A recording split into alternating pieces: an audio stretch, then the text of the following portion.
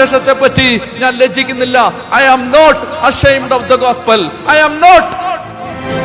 ലോകത്തെ മേൽകീഴ് മറിക്കാൻ പോകുന്ന പവറാണ് gospel. It is a power that is going to turn the world upside down. Power. നന്മ നിറഞ്ഞ മറിയമേ സ്വസ്തി.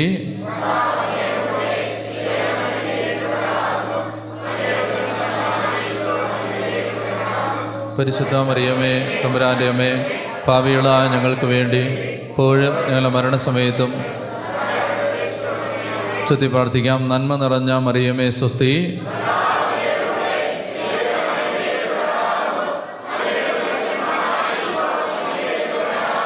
പരിശുദ്ധ മറിയമേ തമ്പുരാന്റെ അമ്മേ, പാപികളായ ഞങ്ങൾക്ക് വേണ്ടി ഇപ്പോഴും ഞങ്ങളുടെ മരണസമയത്തും തമ്പുരാനോട് അപേക്ഷിച്ച് വരണമേ. പിതാവിനും പുത്രനും പരിശുദ്ധാത്മാവിനും സ്തുതി. ഉറക്കെ പറഞ്ഞേ ഹല്ലേലൂയ. ഇരിക്കാം. മുന്നോട്ട് നീങ്ങിയിരുന്നോ? സാധിക്കുന്നിടത്തോളം മുന്നോട്ട് നീങ്ങിയിരുന്നോ? പറഞ്ഞേ ഹല്ലേലൂയ. പറഞ്ഞേ ഹല്ലേലൂയ. കുറച്ചുകൂടെ മുന്നോട്ടിരുന്നോ. കുറച്ചുകൂടെ പറ്റുന്നിടത്തോളം അടുത്തോട്ട് മക്കളൊന്ന് അടുത്തോട്ടിരുന്നോ. പറഞ്ഞേ ഹല്ലേലൂയ. പറഞ്ഞേ ഹല്ലേലൂയ. യേശുവേ നന്ദി, യേശുവേ സ്തുതി, യേശുവേ ആരാധന. ഹല്ലേലൂയ. ഏറ്റുമെല്ലാം പരിശുദ്ധാത്മാവ് വന്നു കഴിയുമ്പോൾ നിങ്ങൾ ശക്തി പ്രാപിക്കും. ചൊല്ലി പറയാം. പരിശുദ്ധാത്മാവ് വന്നു കഴിയുമ്പോൾ നിങ്ങൾ ശക്തി പ്രാപിക്കും. ചൊല്ലി പറയാം. പരിശുദ്ധാത്മാവ് വന്നു കഴിയുമ്പോൾ നിങ്ങൾ ശക്തി പ്രാപിക്കും. പരിശുദ്ധാത്മാവ് വന്നു കഴിയുമ്പോൾ നിങ്ങൾ ശക്തി പ്രാപിക്കും. പരിശുദ്ധാത്മാവ് വന്നു കഴിയുമ്പോൾ നിങ്ങൾ ശക്തി പ്രാപിക്കും. ഹല്ലേലൂയ. ഹല്ലേലൂയ. ശക്തമായിട്ട് കരങ്ങളടിച്ച് കർത്താവിന് നന്ദി പറയാം.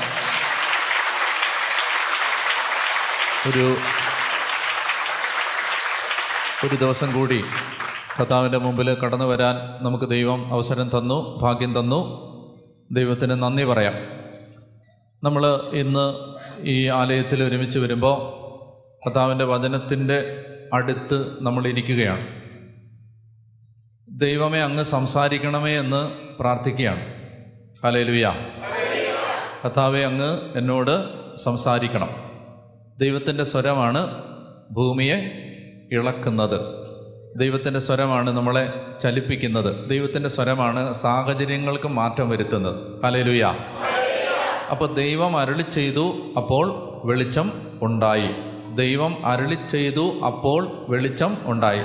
ദൈവം അരുളി ചെയ്യുമ്പോഴാണ് വെളിച്ചം ഉണ്ടാവുന്നത്. ദൈവം അരുളി ചെയ്യുമ്പോഴാണ് ഇല്ലാത്തതെല്ലാം ഉണ്ടാവുന്നത്. ദൈവം അരുളി ചെയ്യുമ്പോഴാണ് ചില അന്ധകാരങ്ങൾ മാറിപ്പോകുന്നത്.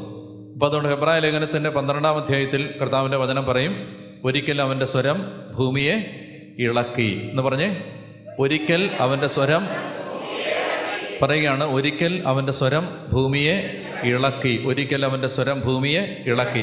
എന്നിട്ട് പറയുകയാണ്, ഇനി ഒരിക്കൽ കൂടി അവൻ്റെ സ്വരം ഭൂമിയെ ഇളക്കുമെന്ന് എഴുതപ്പെട്ടിട്ടുണ്ട്. ഇനി ഒരിക്കൽ കൂടി. പറഞ്ഞേ ഹല്ലേലൂയ. പറഞ്ഞേ ഹല്ലേലൂയ. ഹല്ലേലൂയ. അപ്പോൾ വചനം പറയുകയാണ്, ഒരിക്കൽ അവൻ്റെ സ്വരം ഭൂമിയെ ഇളക്കി. എന്നോർക്കെ പറഞ്ഞത്, ഒരിക്കൽ അവൻ്റെ സ്വരം ഭൂമിയെ ഇളക്കി. അപ്പോൾ നമ്മൾ ഈ ഭൂമിയെ ഇളക്കുന്ന സ്വരമെന്ന് പറയുമ്പോൾ അതിൻ്റെ അർത്ഥം എന്ന് പറഞ്ഞാൽ നമ്മുടെ ഏത് സാഹചര്യത്തെയും ഇളക്കാനും ചലിപ്പിക്കാനും മാറ്റം വരുത്താനുമുള്ള ശക്തി ദൈവത്തിൻ്റെ വചനത്തിന് മാത്രമേ ഉള്ളൂ. മനസ്സിലാവുന്നോ? ദൈവത്തിൻ്റെ വചനത്തിന് മാത്രമാണ് അങ്ങനെ നമ്മുടെ ജീവിതത്തെ ചലിപ്പിക്കാനുള്ള ശക്തി കിട്ടുന്നത്. പറഞ്ഞേ ഹല്ലേലൂയ. ഹല്ലേലൂയ. അപ്പോൾ അതുകൊണ്ട് നമ്മൾ ദൈവത്തിൻ്റെ വചനത്തിൽ ശ്രദ്ധ വെക്കുമ്പോൾ ജീവിത സാഹചര്യങ്ങൾക്ക് മാറ്റം വരും. ഇപ്പോൾ ഏത് സാഹചര്യത്തിലാണെങ്കിലും വചനം ഇടപെടുമ്പോഴാണ് മാറ്റം, വചനം അപ്ലൈ ചെയ്യുമ്പോഴാണ് മാറ്റം വരുന്നത്. അതുകൊണ്ട് ദൈവത്തിൻ്റെ സ്വരം ഭൂമിയെ ഇളക്കാൻ വേണ്ടി നമ്മുടെ ഹൃദയം തുറക്കപ്പെടാൻ പ്രാർത്ഥിക്കണം. ഹല്ലേലൂയ. ഈശോ പറഞ്ഞിട്ടുണ്ട്, ബുദ്ധിമാന്മാരിൽ നിന്നും വിവേകികളിൽ നിന്നും മറച്ചു വെച്ച് ശിശുക്കൾക്ക് വെളിപ്പെടുത്തി. അതെപ്പോഴും അങ്ങനെയാണ്. ദൈവത്തിൻ്റെ കൃപ, ദൈവത്തിൻ്റെ സ്വരം ശിശുക്കൾക്ക് വെളിപ്പെടുത്തപ്പെടുന്നതാണ്. അതൊരു ശിശുവിൻ്റെ ഹൃദയത്തോടെ നമ്മൾ തുറന്ന എളിമയുള്ള ഒരു ഹൃദയത്തോടെ ദൈവത്തിൻ്റെ വചനത്തെ സമീപിക്കുമ്പോൾ മാത്രമേ അത് നമ്മുടെ ഹൃദയത്തിൽ പ്രവേശിക്കുകയുള്ളൂ. പറഞ്ഞേ ഹല്ലേലൂയ. അപ്പോൾ അതുകൊണ്ടൊന്ന് കണ്ണടച്ച് പ്രാർത്ഥിക്കാം. ഒന്ന് കർത്താവേ, എൻ്റെ ഹൃദയം ഒന്ന് തുറക്കണേ. നമ്മൾ റോമാലേഖനം പഠിക്കാൻ പോവുകയാണ്. എൻ്റെ ഹൃദയം അവിടുന്ന് തുറന്ന് എനിക്ക് വചനം പഠിക്കാനുള്ള കൃപാവരവും ശക്തിയും തന്ന് അനുഗ്രഹിക്കണം. അതിനുവേണ്ടി ഒരു ദാഹം രൂപപ്പെടണം. എൻ്റെ ഹൃദയം തുറക്കണം. ഒന്ന് കണ്ണടച്ച് സ്തുതിച്ചേ. ഹല്ലേലൂയ. യേശുവേ സ്തുതിക്കുന്നു, സ്തുതിക്കുന്നു, സ്തുതിക്കുന്നു, സ്തുതിക്കുന്നു, സ്തുതിക്കുന്നു, സ്തുതിക്കുന്നു. പരിശുദ്ധാത്മാവെ സ്തുതിക്കുന്നു, ആരാധിക്കുന്നു, നന്ദി പറയുന്നു. പരിശുദ്ധാത്മാവെ സ്തുതിക്കുന്നു, സ്തുതിക്കുന്നു, സ്തുതിക്കുന്നു, സ്തുതിക്കുന്നു. ഹല്ലേലൂയ, ഹല്ലേലൂയ, ഹല്ലേലൂയ, ഹല്ലേലൂയ. പരിശുദ്ധാത്മാവെ സ്തുതിക്കുന്നു, സ്തുതിക്കുന്നു, സ്തുതിക്കുന്നു. ആമേൻ. ഹല്ലേലൂയ. ഇന്ന് കരങ്ങളടിച്ച് കർത്താവിന് നന്ദി പറഞ്ഞ് ശക്തമായിട്ട് കരങ്ങളടിച്ച് ആമേൻ.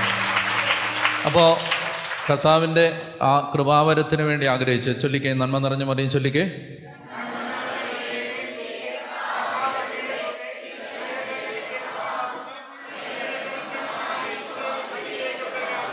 പരിശുദ്ധ മറിയമേ, തമ്പുരാൻ്റെ അമ്മേ, പാപികളായ ഞങ്ങൾക്ക് വേണ്ടി ഇപ്പോഴും ഞങ്ങളുടെ മരണസമയത്തും ഒരിക്കൽ കൂടി ചൊല്ലിക്കേ. നന്മ നിറഞ്ഞ മറിയമേ സ്വസ്തി,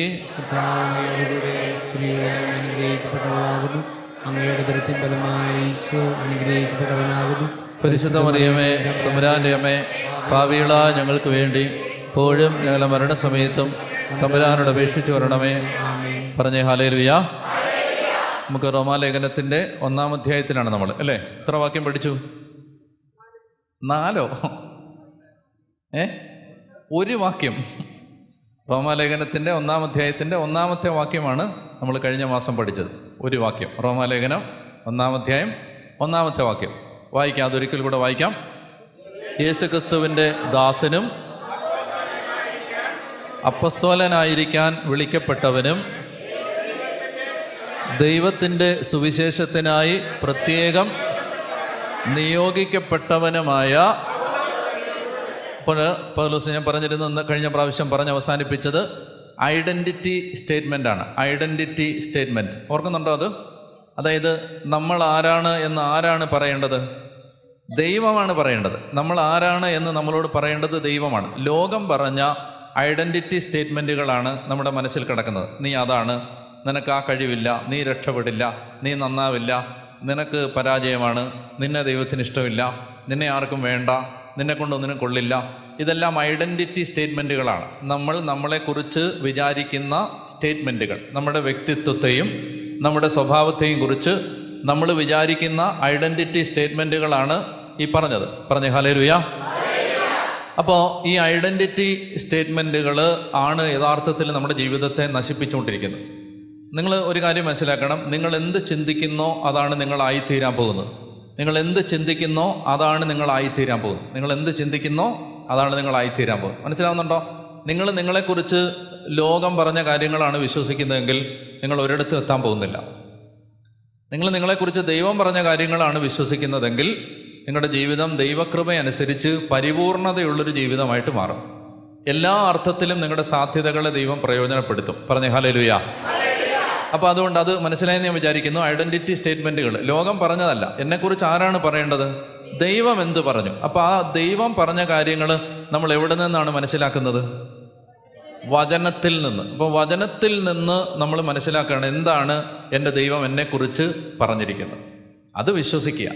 ഇനി ഒരു കാര്യം കൂടെ ഞാൻ പറയാം. ഒരു കാര്യം നിങ്ങൾക്ക്, ഒരു വചനം നിങ്ങൾക്ക് ഈശോ പറയുകയാണ്, എന്താണ്? നീ എനിക്ക് വിലപ്പെട്ടവനും പ്രിയങ്കരനും അമൂല്യനുമാണ് എന്ന കാര്യം നമുക്ക് വിശ്വസിക്കാം. ഒരുപാട് ആളുകൾക്ക് ഇപ്പോൾ ഡിപ്രഷനിലോ അല്ലെങ്കിൽ ആങ്സൈറ്റിയിലോ അല്ലെങ്കിൽ പിന്നെ റിജക്ഷൻ, ഞാൻ കഴിഞ്ഞ മാസം പറഞ്ഞു, റിജക്ഷൻ, തിരസ്കാരം, അനാഥത്വം, എന്നെ ആർക്കും വേണ്ട, എന്നെ ഒന്നിനും കൊള്ളില്ല, വർത്ത്ലെസ്നെസ്, ഹെൽപ്ലെസ്നെസ്, ഇങ്ങനെയൊക്കെയുള്ള ഒത്തിരി മുറിവുകളുണ്ട് മനുഷ്യൻ്റെ ഉള്ളിൽ.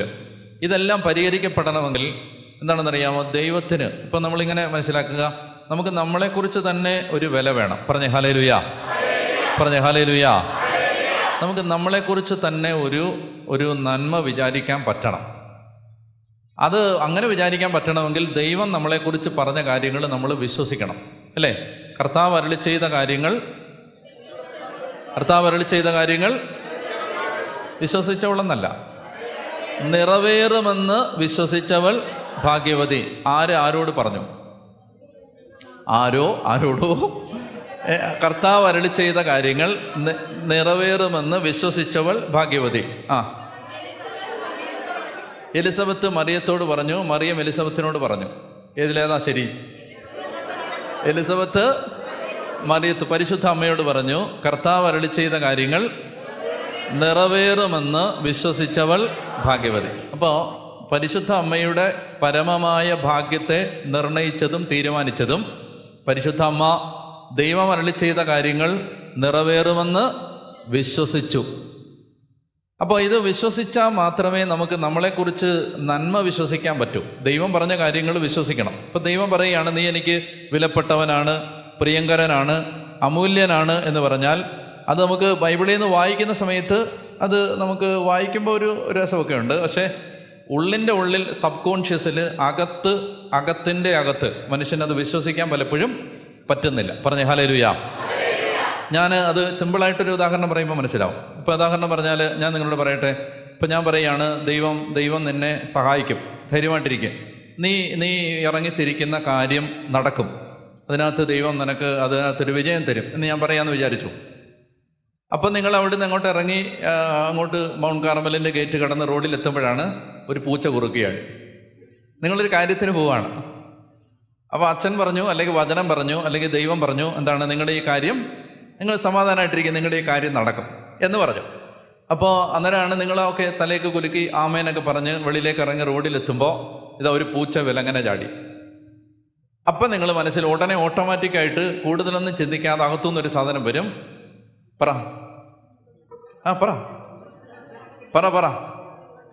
ഇന്നത്തെ കാര്യം ഒരു തീരുമാനമായി. ഞാൻ പറയട്ടെ ഒരു കാര്യം, ഇത് ഞാൻ കുറ്റപ്പെടുത്തുകയല്ല. കണ്ടോ, നിങ്ങൾ അച്ഛൻ പറഞ്ഞത് തലേ വിശ്വസിച്ചു, പൂച്ച കുറുക്കിയാടിയാൽ കാര്യം തടസ്സപ്പെടുമെന്ന് നിങ്ങളുടെ അകത്ത് വിശ്വസിച്ചിരിക്കുകയാണ്. ഏതിനാണ് ഗ്രാവിറ്റി കൂടുതൽ? പൂച്ചയ്ക്കാണ്. വിലങ്ങനെ ചാടിയ പൂച്ചയ്ക്കും അതുണ്ടാക്കുന്ന വിഘ്നത്തിനുമാണ് കൂടുതൽ മുൻതൂക്കം. നിങ്ങൾക്ക് മനസ്സിലാവുന്നുണ്ടോ? ദൈവമക്കളെന്ന് അവകാശപ്പെടുന്ന ഒരുപാട് ആളുകൾ തലയിൽ മാത്രമാണ് വചനം വിശ്വസിച്ചത്, അകത്തിത് വിശ്വാസം ആയിട്ടില്ല. പറഞ്ഞേ ഹല്ലേലൂയ.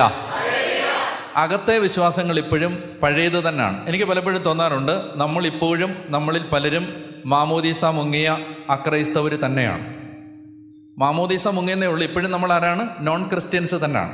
കാരണം ക്രിസ്തീയമായ അടിസ്ഥാന വിശ്വാസങ്ങൾ നമ്മളിൽ ആഴപ്പെട്ടിട്ടില്ല, ബോധ്യമായിട്ടില്ല. പറഞ്ഞേ ഹല്ലേലൂയ. അപ്പോൾ അതുകൊണ്ട് അത് നമ്മളിൽ അകത്ത് ഒരു ബോധ്യമായിട്ട് മാറണമെങ്കിൽ അതാണ് അടുത്ത വിഷയം. അപ്പോൾ അത് എങ്ങനെ നിങ്ങൾ ചോദിക്കുകയാണെന്ന് വെച്ചാൽ, ഞങ്ങൾക്ക് ഇതൊക്കെ വായിക്കുന്ന സമയത്ത് അതൊക്കെ ശരിയാണെന്നും സത്യമാണെന്നും ഒക്കെ മനസ്സിലാവുന്നുണ്ട്. എന്നാൽ അതെങ്ങനെയാണ് വിശ്വസിക്കാൻ പറ്റുന്നത്? എന്ത് കാര്യവും നമ്മൾ വിശ്വസിച്ചത് എങ്ങനെയാണെന്നറിയാമോ? എന്ത് കാര്യവും ഞാൻ നിങ്ങളോട് പറയട്ടെ. ഞാൻ കുട്ടികൾക്ക് ക്ലാസ് എടുക്കുമ്പോൾ സാധാരണ ഇപ്പോഴല്ല, പണ്ട് കുട്ടികൾക്ക് ക്ലാസ് എടുക്കാൻ പോകുമായിരുന്നു. അപ്പോൾ ആ സമയത്ത് കുട്ടികളോട് ഞാൻ പറയുന്ന ഒരു പ്രധാനപ്പെട്ട വിഷയമായിരുന്നു, അതായത് നിങ്ങളെക്കുറിച്ചുള്ള ധാരണകൾ എങ്ങനെയാണ് രൂപപ്പെട്ടത്? നിങ്ങളെക്കുറിച്ചുള്ള ധാരണകൾ നിങ്ങൾക്ക് എങ്ങനെയാണ് രൂപപ്പെട്ടത്? എങ്ങനെ രൂപപ്പെട്ടതെന്നറിയാം? നിങ്ങളിങ്ങനെ വിചാരിച്ചേ. ഇപ്പോൾ ഒരാൾ ചിന്തിക്കുകയാണ്, ഒരു കുട്ടി ചിന്തിക്കുകയാണ്, എനിക്ക് പഠിക്കാൻ കഴിവില്ല എന്നൊരു കുട്ടി ചിന്തിക്കുകയാണ്. അപ്പോൾ എൻ്റെ ചോദ്യം ഇതാണ്, ആ ചിന്ത ആ കുട്ടിക്ക് എവിടെ നിന്നാണ് കിട്ടിയത്? നിങ്ങളെ പാളയെ കിടത്തി അമ്മമാർ കുളിപ്പിച്ചിട്ടുള്ളവരൊന്ന് കൈവെക്കുക. പാള, അത്രേ ഉള്ളോ? പാള കുഞ്ഞുങ്ങളെ അല്ലേ? പാളയില്ലേ? പാളയെന്ന് പറഞ്ഞാൽ മനസ്സിലാവും. ഇവിടെയൊക്കെ എന്താ അതിന് പറയുന്നത്? അടയ്ക്കാൻ വരോ? പാളയെന്നാണ് ഞങ്ങളുടെ അവിടെയൊക്കെ പറയുന്നത്. പാളയെന്നല്ലേ അല്ലേ? അതെ. അതിന് വേറെ എന്തെങ്കിലും പേരുണ്ടെങ്കിൽ അത് വെച്ച് പൂരിപ്പിക്കുക. എനിക്ക് അറിഞ്ഞൂടാ വേറെ എന്തെങ്കിലും പേരുണ്ടോ? ഇല്ല. പാള. അപ്പോൾ ഈ പാളയിൽ കിടത്തിയല്ലേ ഇങ്ങനെ കുളിപ്പിക്കുന്നേ കുഞ്ഞുങ്ങളെ? അങ്ങനെ കുളിപ്പിക്കുന്ന സമയത്ത് അമ്മ ഇങ്ങനെ കുഞ്ഞിനെ ഇങ്ങനെ കുളിപ്പിച്ചുകൊണ്ടിരിക്കുമ്പോൾ അതിൻ്റെ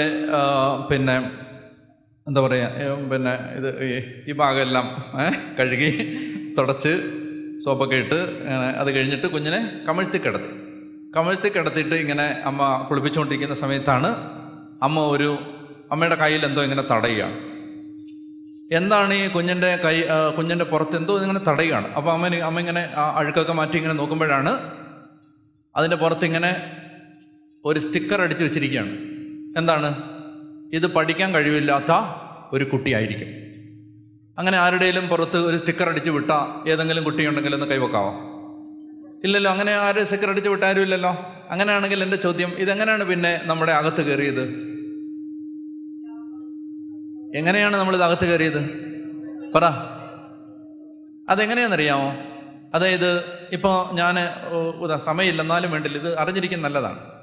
ഇപ്പോൾ ചേട്ടൻ്റെ സഹോദരൻ്റെ പേര് പറഞ്ഞേ, ജോൺസൺ. ഇപ്പം ജോൺസന് ഞാൻ പറയുകയാണ്, ജോൺസാ എന്നാ പറ്റി, ഒരു ക്ഷീണം പോലെ എന്തെങ്കിലും പ്രയാസമുണ്ടോ? അപ്പം ജോൺസൺ പറയും ഇല്ല. കുറച്ചുകൂടെ ഒരു ഗ്രാവിറ്റി കൂടിയ ഉദാഹരണം പറയട്ടെ, ഫീൽ ചെയ്യരുത്. ഞാൻ പറയുകയാണ്, ജോൺസാ കഴിഞ്ഞ മാസം കണ്ട പോലെ അല്ലല്ലോ, ഒരു തലയ്ക്ക് സുഖമില്ലേ എന്ന് ഞാൻ ഉദാഹരണം മാത്രമാണ്. അപ്പോൾ ജോൺസൺ പറയാണ്, അച്ഛൻ എന്തേ പറയുന്നേ? എനിക്കൊരു കുഴപ്പമില്ല. അപ്പം ഞാൻ ജോൺസനോട് ഓക്കെ, ഒരു 5 മിനിറ്റ് കഴിഞ്ഞ് നിങ്ങളോട് സംസാരിച്ച് ഞാൻ പറയാണ്, ജോൺസാ നേരത്തെ പറഞ്ഞത് ശരിയാന്ന് തോന്നുന്നു. അത് ജോൺസന് എന്താ വട്ടാണല്ലേ എന്ന് ഞാൻ ജോൺസനോട് പറഞ്ഞാൽ ജോൺസൺ 2ാമത്തെ തവണയും നിഷേധിച്ചിട്ടിരിക്കുമ്പോൾ നേരത്തെ ഇരുന്ന പോലെ ചിരിച്ചോണ്ടല്ല ജോൺസൺ ഇരിക്കുന്നത്. ജോൺസൻ്റെ മുഖമൊരുത്തിരി മാറിയിട്ടുണ്ട്. അപ്പം ജോൺസൺ അകത്ത് ചിന്തിക്കാൻ തുടങ്ങി, അച്ഛൻ എന്നാലും എന്തിനാണ് അങ്ങനെ പറഞ്ഞത്? അച്ഛൻ അങ്ങനെ എന്തിനാ പറഞ്ഞേ? അച്ഛനങ്ങനെ വെറുതെ ഒന്നും പറയുന്നല്ലോ. അപ്പോൾ ജോൺസൺ അങ്ങനെ ചിന്തിച്ചു തുടങ്ങി. അപ്പോൾ ജോൺസൺ ചിന്തിച്ചു, അതങ്ങനെയല്ല, അച്ഛനിങ്ങനെ ഉദാഹരണമൊക്കെ പറയാൻ വേണ്ടി പറഞ്ഞായിരിക്കും എന്ന് ജോൺസൺ വിട്ടു. 10 മിനിറ്റ് കഴിയുമ്പോൾ ഞാൻ ജോൺസനോട് പറയുകയാണ്, ജോൺസനെ ഒരു ഡോക്ടറെ കാണിക്കണം. ജോൺസന് എന്തോ കാര്യമായ മാനസിക പ്രശ്നമുണ്ട്. ജോൺസൺ ഒന്ന് കാണിക്കുന്നല്ല ഉദാഹരണമാണേ. അപ്പോൾ ജോൺസൺ ഒന്ന് ഹോസ്പിറ്റലിൽ കാണിക്കുന്ന നല്ലതാണ് കേട്ടോ. അത് എനിക്ക് പരിചയമൊരു ഡോക്ടറുണ്ട്, ഞാൻ വേണേൽ റെഫറൻസ് തരാം. അപ്പോൾ അച്ഛൻ എന്താ ഈ പറയുന്നത് എന്ന് ജോൺസൺ 3ാമത്തെ തവണയെ അതിനെ ഡിനേ ചെയ്തെങ്കിലും ഇത്തവണ ജോൺസൺ കുറെ കൂടി ഗൗരവമായിട്ടത് അകത്തേക്ക് എടുക്കാൻ തുടങ്ങി. 10 തവണ ജോൺസനോട് 10 ദിവസം ഞാനിത് ആവർത്തിച്ച് പറഞ്ഞാൽ 11ാമത്തെ ദിവസം ജോൺസനെ തിരുവനന്തപുരത്തെ മാനസിക രോഗ ആശുപത്രിയിൽ വെച്ച് കാണാൻ പറ്റും. എങ്ങനെയാണ് മനുഷ്യൻ്റെ ധാരണകൾ രൂപപ്പെട്ടതെന്നറിയാം? റിപ്പീറ്റഡായ സ്റ്റേറ്റ്മെൻറ്റുകൾ വഴിയാണ്. പറഞ്ഞ ഹല്ലേലൂയ. മനസ്സിലായ? ആവർത്തിക്കപ്പെട്ട സ്റ്റേറ്റ്മെൻറ്റുകൾ വഴിയാണ്, പ്രസ്താവനകൾ വഴിയാണ് മനുഷ്യൻ്റെ ധാരണകൾ രൂപപ്പെട്ടത്. അത് വേറൊരാൾ പറഞ്ഞാവണമെന്നില്ല, നമ്മൾ തന്നെ നമ്മളോട് പറഞ്ഞതും ആവാം. 10 തവണ നിങ്ങളൊരു കാര്യം ചെയ്തത് ശരിയായില്ലെങ്കിൽ ഉടനെ നിങ്ങളുടെ മനസ്സിലൊരു ചിന്ത വരികയാണ്, ഞാനൊന്നും ചെയ്താൽ ശരിയാവത്തില്ല. ഇത് നിങ്ങളുടെ അകത്തോട്ട് കയറുകയാണ്. ആവർത്തിക്കപ്പെട്ട സ്റ്റേറ്റ്മെൻറ്റുകളാണ് ധാരണകളായി മാറിയത്. പറഞ്ഞേ ഹല്ലേലൂയ. നിങ്ങൾ വളരെ ശ്രദ്ധിച്ച് കേൾക്കണം ഞാൻ പറയുന്നത്. നിങ്ങൾക്ക് ഓരോരുത്തർക്കും നിങ്ങളെക്കുറിച്ച് അല്ലെങ്കിൽ മറ്റുള്ളവരെക്കുറിച്ചുള്ള ധാരണകൾ രൂപപ്പെട്ടത് എങ്ങനെയാണെന്നറിയാമോ? ആവർത്തിച്ച് നിങ്ങളോ മറ്റുള്ളവരോ നിങ്ങളെക്കുറിച്ച് പറഞ്ഞ കമൻറ്റുകൾ വഴിയാണ്. ഇതാണ് മനുഷ്യൻ്റെ അബോധ മനസ്സിൽ രൂപപ്പെട്ടിരിക്കുന്നത്. ഇത് എങ്ങനെ മാറ്റപ്പെടും, എങ്ങനെയാണിത് മാറുന്നത് എന്ന് ചോദിച്ചാൽ എങ്ങനെയാണെന്നറിയാമോ? ഇതിനുള്ള മരുന്ന് എങ്ങനെയാണ്? ഇതിനെ എങ്ങനെയാണ് എടുത്തു മാറ്റാൻ പറ്റുന്നത്? എങ്ങനെ എടുത്തു മാറ്റാൻ പറ്റും? എങ്ങനെയാ പറ. ഇത് ഹൗളി ചെയ്യുന്നു. എങ്ങനെയാണ് ഇത് എടുത്തു മാറ്റാൻ പറ്റുന്നത്? പറ. എങ്ങനെ എടുത്തു മാറ്റാൻ പറ്റുന്നേ? പറ. അതായത് ഞാൻ പറഞ്ഞു, ഈ ധാരണകൾ രൂപപ്പെട്ടത് എങ്ങനെയാണ്? ആവർത്തിച്ച് പറഞ്ഞ പ്രസ്താവനകൾ വഴിയാണ്, ആണല്ലോ. തെറ്റിദ്ധാരണകൾ രൂപപ്പെട്ടത് ആവർത്തിക്കപ്പെട്ട പ്രസ്താവനകൾ വഴിയാണ്. അങ്ങനെയാണെങ്കിൽ നല്ല ധാരണകൾ രൂപപ്പെടുന്ന എങ്ങനെ? ആ തിയറി അത് തന്നെയാണെന്നേ. ആവർത്തിക്കപ്പെട്ട പ്രസ്താവനകൾ വഴിയാണ്. അങ്ങനെയാണെങ്കിൽ ഒരു നുണ നിങ്ങൾ വിശ്വസിച്ചത് നുണ പലരും ആവർത്തിച്ചപ്പോഴാണെങ്കിൽ ഒരു സത്യം നിങ്ങൾ വിശ്വസിക്കേണ്ടത് എങ്ങനെയാണ്? ആ സത്യം നിങ്ങൾ ആവർത്തിച്ചുകൊണ്ടാണ്. അപ്പോൾ നമ്മൾ കാര്യത്തിലേക്ക് എത്തുകയാണ്. ബൈബിളിൽ ദൈവം നിങ്ങളെക്കുറിച്ച് പറഞ്ഞിട്ടുള്ള ഏതെങ്കിലും ഒരു കാര്യം നിങ്ങൾക്ക് വിശ്വസിക്കാൻ പറ്റുന്നില്ലെങ്കിൽ അത് വിശ്വസിക്കാനുള്ള വഴി എന്താണ്? ആ വചനം നിങ്ങൾ ആവർത്തിച്ചു കൊണ്ടേയിരിക്കുക. എന്ന് കൈയടിച്ച് കർത്താവിന് നന്ദി പറഞ്ഞേ. മനസ്സിലായോ? ആ വചനം നിങ്ങൾ ആവർത്തിച്ചു കൊണ്ടേയിരിക്കുക. പറഞ്ഞേ ഹല്ലേലൂയ. നമുക്ക് മനസ്സിലാവുന്നുണ്ടോ? അതായത് നിങ്ങളുടെ ആരുടെയെങ്കിലും ഹൃദയത്തിൽ ഏതെങ്കിലും ഒരു തെറ്റിദ്ധാരണ, ഏതെങ്കിലും ഒരു കാര്യത്തെക്കുറിച്ച് കിടപ്പുണ്ടെങ്കിൽ, നിങ്ങളുടെ മനസ്സിനെ അത് അലട്ടുന്നുണ്ടെങ്കിൽ, ആ ധാരണ മാറ്റാനുള്ള, ആ തെറ്റിദ്ധാരണ മാറ്റാനുള്ള വഴി, അതിനൊരു മരുന്ന്, ഒരു വചനം ഈ ബൈബിളിൽ കിടപ്പുണ്ട്. അത് കണ്ടെത്തണം, അത് വായിക്കണം. വെറുതെ വായിച്ചാൽ പോരാ, അത് നിങ്ങൾ ആവർത്തിച്ചു കൊണ്ടേയിരിക്കണം. പറഞ്ഞേ ഹല്ലേലൂയ. അതായത് ഇപ്പം നമ്മൾ മനുഷ്യന് ഭയം വരുന്നു. എന്താണ്? കൂടോത്രം, ആഭിചാരം, ദുഷ്കർമ്മങ്ങൾ, ദുരാചാരങ്ങൾ, ഇങ്ങനെയുള്ള കാര്യങ്ങൾ ചെയ്ത് എന്നെ നശിപ്പിക്കുമോ എന്ന് മനുഷ്യൻ ഭയപ്പെടുന്നു. അപ്പം അങ്ങനെ ഒരു ഭയം ഉള്ളിൽ വരുമ്പോൾ തന്നെ നിങ്ങളുടെ അകത്ത് വേറൊരു മരുന്ന് കിടപ്പുണ്ടെങ്കിൽ ആ ഭയം നിങ്ങളെ കീഴടക്കില്ല. ആ സമയത്ത് ഇപ്പം എന്നോട് ആരെങ്കിലും ഒരാൾ പറയുകയാണ്, അച്ഛനെതിരെ ഒരാൾ ആഭിചാരം ചെയ്തിട്ടുണ്ടെന്ന് എന്നോട് ആരെങ്കിലും പറഞ്ഞാൽ അതെന്നെ ഒരു തരത്തിൽ 1% പോലും ബാധിക്കില്ല എന്നെനിക്ക് ഉറപ്പിച്ച് പറയാൻ പറ്റും. കാരണം എന്താണെന്നറിയാമോ? എൻ്റെ അകത്ത് അതിൻ്റെ ഓപ്പോസിറ്റായുള്ള അതിൻ്റെ ആൻറ്റിഡോട്ട്, അതിൻ്റെ ആൻറ്റിബയോട്ടിക് കിടപ്പുണ്ട്. എന്താണെന്നറിയാമോ? കർത്താവ് പറയുന്നുണ്ട്, അത് എന്താ പറയുന്നത്? ആരും കയറി ഇറങ്ങി നടക്കാതിരിക്കാൻ എൻ്റെ ഭവനത്തിന് ചുറ്റും ഞാൻ പാളയമടിച്ച് കാവൽ നിൽക്കും. ഒരു മർദ്ദകനും നിന്നെ കീഴടക്കില്ല, എൻ്റെ കണ്ണ് അവരുടെ മേൽ ഉണ്ടായിരിക്കും എന്ന് കർത്താവ് പറഞ്ഞിട്ടുണ്ട്. മനസ്സിലാവുന്നുണ്ടോ?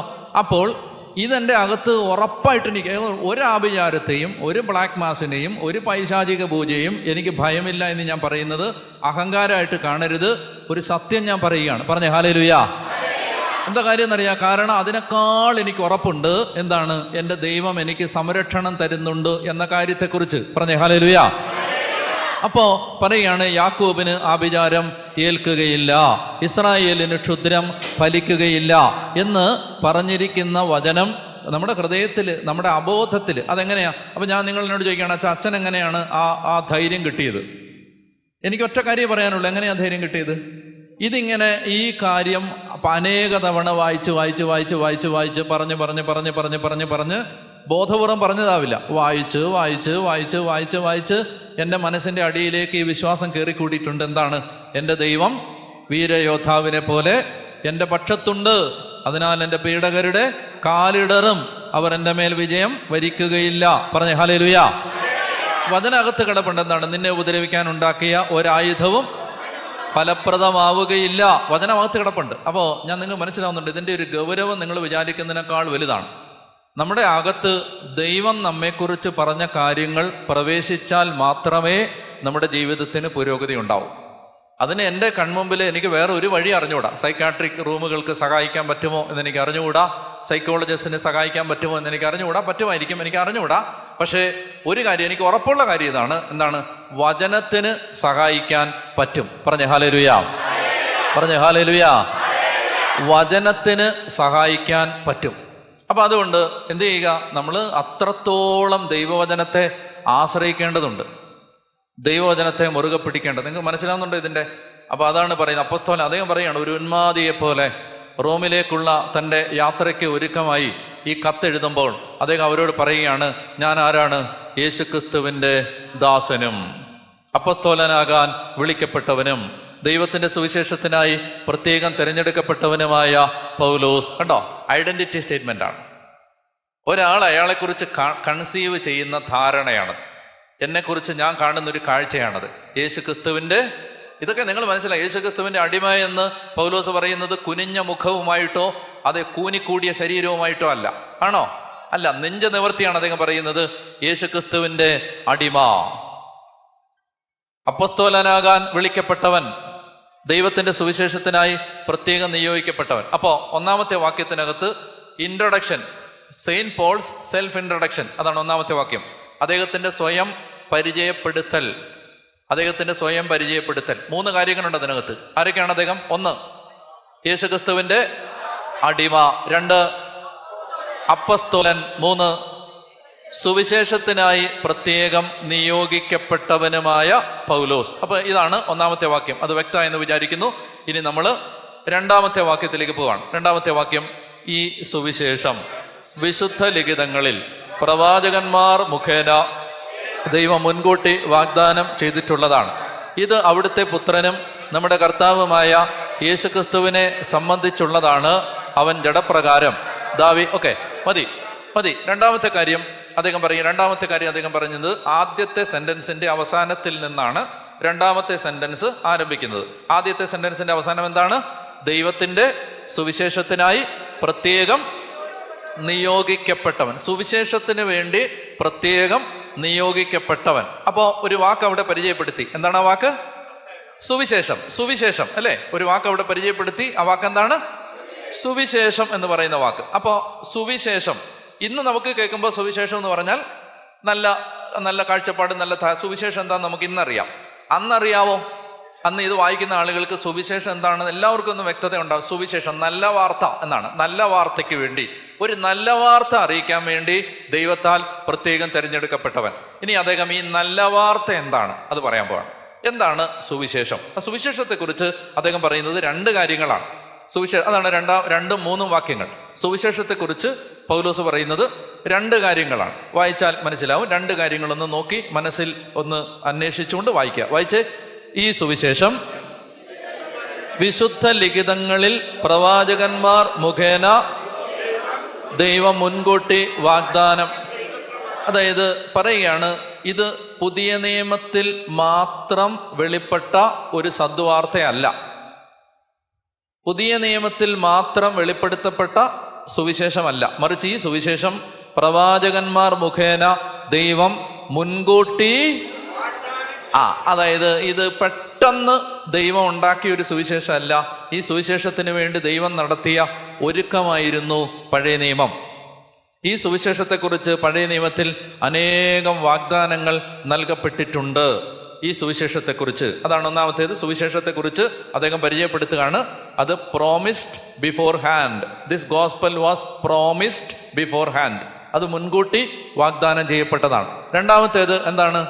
ഇത് അവിടുത്തെ പുത്രനും നമ്മുടെ കർത്താവുമായ സംബന്ധിച്ചുള്ള, വളരെ ശ്രദ്ധിച്ച് കേൾക്കണം, എന്താണ് സുവിശേഷം? സുവിശേഷം സമം യേശുക്രിസ്തു എന്ന വ്യക്തിയെ സംബന്ധിക്കുന്ന ഒരു വാർത്തയാണ്. എപ്പോഴും മനസ്സിലാക്കിയിരിക്കണം, സുവിശേഷ പ്രഘോഷണം എന്ന് പറയുന്നത് സന്മാർഗ മൂല്യങ്ങളുടെ പ്രഘോഷണമല്ല. എന്താണ്? എല്ലാവരെയും സ്നേഹിക്കണം, എല്ലാവരും നമ്മെ ഒരുമിച്ച് ഐക്യത്തോടെ ജീവിക്കണം, ആരും നമ്മെ അടിയുണ്ടാക്കരുത്, ഭിന്നതയൊന്നും ഉണ്ടാവരുത്, എല്ലാവരും താഴ്മയോടെ പെരുമാറണം, എല്ലാവരും ബഹുമാനിക്കണം എന്ന് പ്രസംഗിക്കുന്ന മോറൽ ടീച്ചിങ്ങിന്റെ പേരല്ല സുവിശേഷ പ്രഘോഷണം. പറഞ്ഞേ ഹല്ലേലൂയ. സമൂഹത്തിൽ എല്ലാവരും തല്ലുണ്ടാക്കാതെ ജീവിക്കണം, എല്ലാവരും നന്നായിട്ട് ജീവിക്കണം എന്ന് മോറൽ ടീച്ചിങ് അല്ല. കണ്ടോ, ചില ആളുകളുടെ മനസ്സിൽ അങ്ങനെ ഒരു തെറ്റിദ്ധാരണയുണ്ട്. എന്താണ്? ഞങ്ങൾ സുവിശേഷ വേല ചെയ്യുന്നവരാണ്. എന്ത് സുവിശേഷ വേല? ഞങ്ങൾ ആളുകൾക്കൊക്കെ നല്ല നല്ല കാര്യങ്ങൾ പറഞ്ഞു കൊടുക്കാറുണ്ട്. അതല്ല സുവിശേഷ വേല. സുവിശേഷകൻ എന്ന് ഒരാൾക്ക് സ്വയം പരിചയപ്പെടുത്താൻ പറ്റണമെങ്കിൽ അയാൾ യേശുക്രിസ്തു എന്ന വ്യക്തി ലോകത്തിന്റെ രക്ഷകനാണ് എന്ന് പ്രഘോഷിക്കുന്ന ആളായിരിക്കണം. പറഞ്ഞേ ഹല്ലേലൂയ. മനസ്സിലാകുന്നുണ്ടോ? സുവിശേഷം എന്ന് പറയുന്നത് സുവിശേഷ മൂല്യങ്ങളുടെ പ്രഘോഷണമല്ല, യേശുക്രിസ്തു എന്ന വ്യക്തിയെക്കുറിച്ചുള്ള പ്രഘോഷണമാണ്. അപ്പൊ അതുകൊണ്ട് നമുക്ക് വായിക്കാം. ഇത് വായിച്ചേ, ഇത് അവിടുത്തെ പുത്രനും നമ്മുടെ കർത്താവുമായ യേശുക്രിസ്തുവിനെ സംബന്ധിച്ചുള്ളതാണ്. ഇനി എന്ത് ചെയ്ത് കണ്ടോ, അതായത് ഈ പുതിയ നിയമത്തിലെ ഏറ്റവും ലോജിക്കലായ ഏറ്റവും യുക്തിഭദ്രമായ ഒരു തത്വശാസ്ത്ര ട്രീറ്റീസ് പോലെ, ഒരു PhD കൊടുക്കുന്ന, ഡോക്ടറേറ്റിന് കൊടുക്കുന്ന ഒരു തീസിസ് പോലെ അങ്ങനെ ഇഴ ചേർത്ത് നെയ്യപ്പെട്ട യുക്തിഭദ്രമായ ഒരു ലേഖനമാണ് റോമാലേഖനം. ഇത് വലിയ തത്വശാസ്ത്രജ്ഞന്മാർ സെയിന്റ് പോൾ ഇത് എഴുതിയത് വായിച്ചിട്ട് അത്ഭുതപ്പെട്ട് നടത്തിയ നിരീക്ഷണങ്ങൾ ഞാൻ വായിച്ചിട്ടുണ്ട്. അത്രയ്ക്ക് ലോജിക്കലി കൺസിസ്റ്റൻ്റായ, അത്രയ്ക്ക്, അതായത് വായിക്കുന്നവൻ ഒരു വാക്യത്തിൽ നിന്ന് അടുത്ത വാക്യത്തിലേക്ക് പോകാൻ പറ്റും. അങ്ങനത്തെ ഒരു സാധനമാണിത്. അതാണ് നിങ്ങൾ മനസ്സിലായി. ഒന്നാമത്തെ സെന്റൻസിൽ ഒരു വാക്കിട്ടു, ഏതാണ്? സുവിശേഷം. എന്നിട്ട് രണ്ടാമത്തെ സെന്റൻസിൽ ആ സുവിശേഷം എന്താണെന്ന് പറഞ്ഞു. ആ സുവിശേഷം എന്താണെന്ന് പറഞ്ഞു വരുന്ന കൂട്ടത്തിൽ യേശുക്രിസ്തു എന്ന് പറഞ്ഞ ഒരാളെ പറഞ്ഞു. അപ്പൊ ഇനി അടുത്തത് യേശുക്രിസ്തുവിനെ കുറിച്ച് പറയാൻ പോവാണ്. പറഞ്ഞേ ഹല്ലേലൂയ. മനസ്സിലായി? ഇങ്ങനെ കോർത്ത് എടുക്കപ്പെട്ട ഒരു ലേഖനമാണ്. അപ്പൊ അടുത്ത വാക്യം, ഇത് അവിടുത്തെ പുത്രനും നമ്മുടെ കർത്താവുമായ യേശുക്രിസ്തുവിനെ സംബന്ധിച്ചുള്ളതാണ്. അവൻ ജഡപ്രകാരം ദാവീദിന്റെ സന്തതിയിൽ നിന്ന് ജനിച്ചവനും മരിച്ചവരിൽ നിന്നുള്ള ഉത്ഥാനം വഴി വിശുദ്ധിയുടെ ആത്മാവിന് ചേർന്ന വിധം ശക്തിയിൽ ദൈവപുത്രനായി നിശ്ചയിക്കും. അപ്പോൾ നിങ്ങൾ ശ്രദ്ധിച്ചേ, ഒന്നാമത്തെ സെന്റൻസിൽ പൗലോസിന്റെ സെൽഫ് ഇൻട്രൊഡക്ഷനിൽ എത്ര കാര്യങ്ങൾ പറഞ്ഞു? 3 കാര്യങ്ങൾ പറഞ്ഞു. രണ്ടാമത്തെ സെന്റൻസിൽ സുവിശേഷത്തെക്കുറിച്ച് എത്ര കാര്യങ്ങൾ പറഞ്ഞു? 2 കാര്യങ്ങൾ പറഞ്ഞു. മൂന്നാമത്തെ സെന്റൻസിൽ യേശുവിനെ കുറിച്ച് പറയാൻ പോവാണ്. എത്ര കാര്യങ്ങൾ പറയും? 2 കാര്യങ്ങൾ പറയാൻ പോവാണ്. യേശുവിനെ സംബന്ധിക്കുന്ന 2 കാര്യങ്ങൾ. ഒന്നാമത്തേത് അവൻ്റെ മനുഷ്യാവതാരം, രണ്ടാമത്തേത് അവൻ്റെ ഉത്ഥാനം. ഒന്നാമൻ്റെ മനുഷ്യാവതാരം, രണ്ടാമൻ്റെ ഉത്ഥാനം. First is his incarnation and second is his resurrection. അപ്പോൾ ഒന്നാമത്തേത് മനുഷ്യാവതാരം, അത് സംസാരിക്കുന്നത് അവൻ്റെ മനുഷ്യത്വത്തെക്കുറിച്ചാണ്. രണ്ടാമത്തേത് അവൻ്റെ ഉത്ഥാനം, അത് സംസാരിക്കുന്നത് അവൻ്റെ ദൈവത്വത്തെക്കുറിച്ചാണ്. പറഞ്ഞേ ഹല്ലേലൂയാ. യേശുവിനെ കുറിച്ച് നിങ്ങൾ ആരോട്, ഈ ലോകത്ത് ആരോട് പറഞ്ഞാലും 2 കാര്യങ്ങളാണ് പറയേണ്ടത്. ഒന്ന്, അവൻ പൂർണ്ണ മനുഷ്യനാണ്. 2, അവൻ പൂർണ്ണ ദൈവമാണ്. പറഞ്ഞേ ഹല്ലേലൂയാ. അപ്പോൾ ഈ സെന്റൻസിൽ പറയാൻ പോകുന്നത് ഒന്ന് അവൻ്റെ മനുഷ്യാവതാരം, ഒന്ന് അവൻ്റെ ഹ്യൂമാനിറ്റി, 2 അവൻ്റെ ഡിവിനിറ്റി. അപ്പോൾ അതൊന്ന് വായിച്ചേ. അപ്പോൾ അത് വായിക്കുമ്പോൾ മനസ്സിലാവും. വായിച്ചേ. ഇത് അവിടുത്തെ പുത്രനും നമ്മുടെ കർത്താവുമായ യേശുക്രിസ്തുവിനെ സംബന്ധിച്ചുള്ളതാണ്. അവൻ ജഡപ്രകാരം ദാവീദിന്റെ സന്തതിയിൽ നിന്ന് ജനിച്ചവനും, എന്ന് പറഞ്ഞാൽ പരിശുദ്ധ കന്യകാമാതാവിൽ നിന്ന് ജനിച്ചവനും, മരിച്ചവരിൽ നിന്നുള്ള ഉത്ഥാനം വഴി വിശുദ്ധിയുടെ ആത്മാവിന് ചേർന്ന വിധം ശക്തിയിൽ ദൈവപുത്രനായി നിശ്ചയിക്കും. ഇനി വളരെ ശ്രദ്ധിച്ച് കേൾക്കണം, വളരെ വളരെ വളരെ വളരെ വളരെ സൂക്ഷിച്ച് കേൾക്കണം. യേശുവിനെ കുറിച്ച് നമ്മൾ പറയുമ്പോൾ നമുക്ക് 2 വിധത്തിൽ സംസാരിക്കാം. ഇപ്പോൾ ചില ഇസ്ലാമിക സഹോദരങ്ങൾ നമ്മുടെ കുഞ്ഞുങ്ങളോട് ചോദിക്കുന്ന ഒരു ചോദ്യം ഇതാണ്: യേശു ക്രിസ്തു ദൈവമാണെങ്കിൽ യേശു ക്രിസ്തു ആരോടാണ് പ്രാർത്ഥിച്ചത്? ഇങ്ങനെ ചോദ്യം ചിലപ്പോൾ ചില ആളുകൾ ചോദിക്കുന്ന കേട്ടിട്ടുണ്ടോ? യേശു ക്രിസ്തു ദൈവമാണെങ്കിൽ യേശു ക്രിസ്തു ആരോടാണ് പ്രാർത്ഥിച്ചത്? അപ്പൊ യേശു ക്രിസ്തു ആരോടെങ്കിലും പ്രാർത്ഥിച്ചെങ്കിൽ യേശു ക്രിസ്തു ദൈവമല്ല. മനസ്സിലായ ആർഗ്യുമെന്റ് അതാണ്. ഇപ്പൊ ഇത് യേശു ക്രിസ്തുവിനെ സംബന്ധിക്കുന്ന ഒരു തെറ്റിദ്ധാരണയിൽ നിന്നാണ് ഈ ചോദ്യം വരുന്നത്. ബൈബിൾ യേശു ക്രിസ്തുവിനെ അവതരിപ്പിക്കുമ്പോൾ 2 വിധത്തിലാണ് അവതരിപ്പിക്കുന്നത്.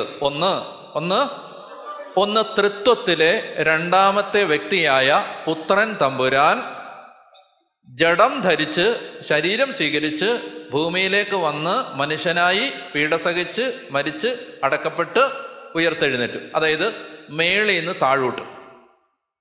രണ്ടാമതായിട്ട് യേശുക്രിസ്തുവിനെ കുറിച്ച് സംസാരിക്കുമ്പോൾ സുവിശേഷം സംസാരിക്കുന്നത് കന്യകാമാതാവിൽ നിന്ന് ജനിച്ച് മാമോദീസ, യോഹന്നാനിൽ നിന്ന് മാമോദീസ സ്വീകരിച്ച് പീഡ സഹിച്ച് കുരിശിൽ തറയ്ക്കപ്പെട്ട് ഉയർത്തെഴുന്നേറ്റ് വീണ്ടും തൻ്റെ ദൈവത്വത്തിലേക്ക് മടങ്ങി വരുന്ന യേശു. മനസ്സിലായോ? ഇത് 2ഉം യേശുവിനെ കുറിച്ച് സംസാരിക്കാൻ വാലിഡായ സംസാര രീതിയാണ്. നിങ്ങൾ ശ്രദ്ധിച്ച് കേൾക്കണം. ഒന്ന്, ദൈവം മനുഷ്യനായി. 2, ആ മനുഷ്യനായ ദൈവം വീണ്ടും ഉത്ഥാനം ചെയ്ത് തൻ്റെ ദൈവത്വത്തിൻ്റെ സമ്പൂർണതയിലേക്ക് പ്രവേശിച്ചു. പറഞ്ഞേ ഹല്ലേലൂയ. നിങ്ങൾക്ക് മനസ്സിലാവുന്നുണ്ടോ? അതുകൊണ്ട് ബൈബിളിലെ ഒരു സെന്റൻസ് എടുക്കുമ്പോൾ അത് പൂർണ്ണ മനുഷ്യനായി നമുക്കിടയിൽ ജീവിച്ച യേശുവിനെ കുറിച്ചാണോ, ദൈവപുത്രനായ യേശുവിനെ കുറിച്ചാണോ, അല്ലെ പുത്രൻ തമ്പുരാനെ കുറിച്ചാണോ എന്ന് നോക്കിയിട്ടേ നമുക്കതിൻ്റെ വ്യാഖ്യാനം പറയാൻ പറ്റൂ. നിങ്ങൾക്ക് മനസ്സിലാവുന്നുണ്ടോ? അതായത് പുത്രൻ പിതാവിനോട് പ്രാർത്ഥിച്ചു. അപ്പോൾ അത് എവിടെയാണ് അത് സംഭവിക്കുന്നത്? അവൻ്റെ മനുഷ്യത്വത്തിൽ.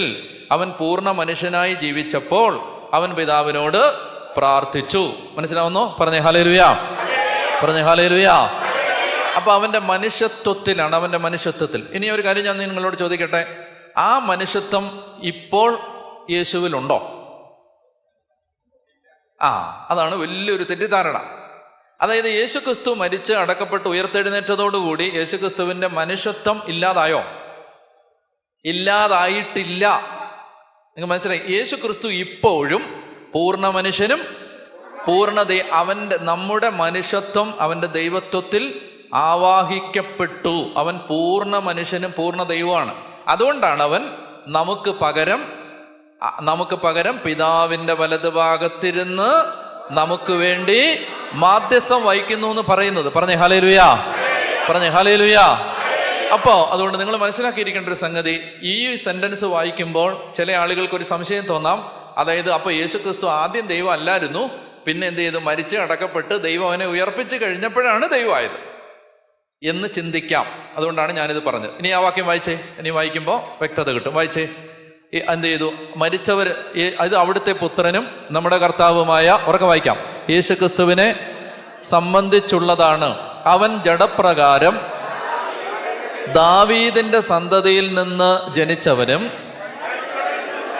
മരിച്ചവരിൽ നിന്നുള്ള ഉത്ഥാനം വഴി വിശുദ്ധിയുടെ ആത്മാവിന് ചേർന്ന വിധം ശക്തിയിൽ ദൈവപുത്രനായി നിശ്ചയിക്കപ്പെട്ടവനുമാണ്.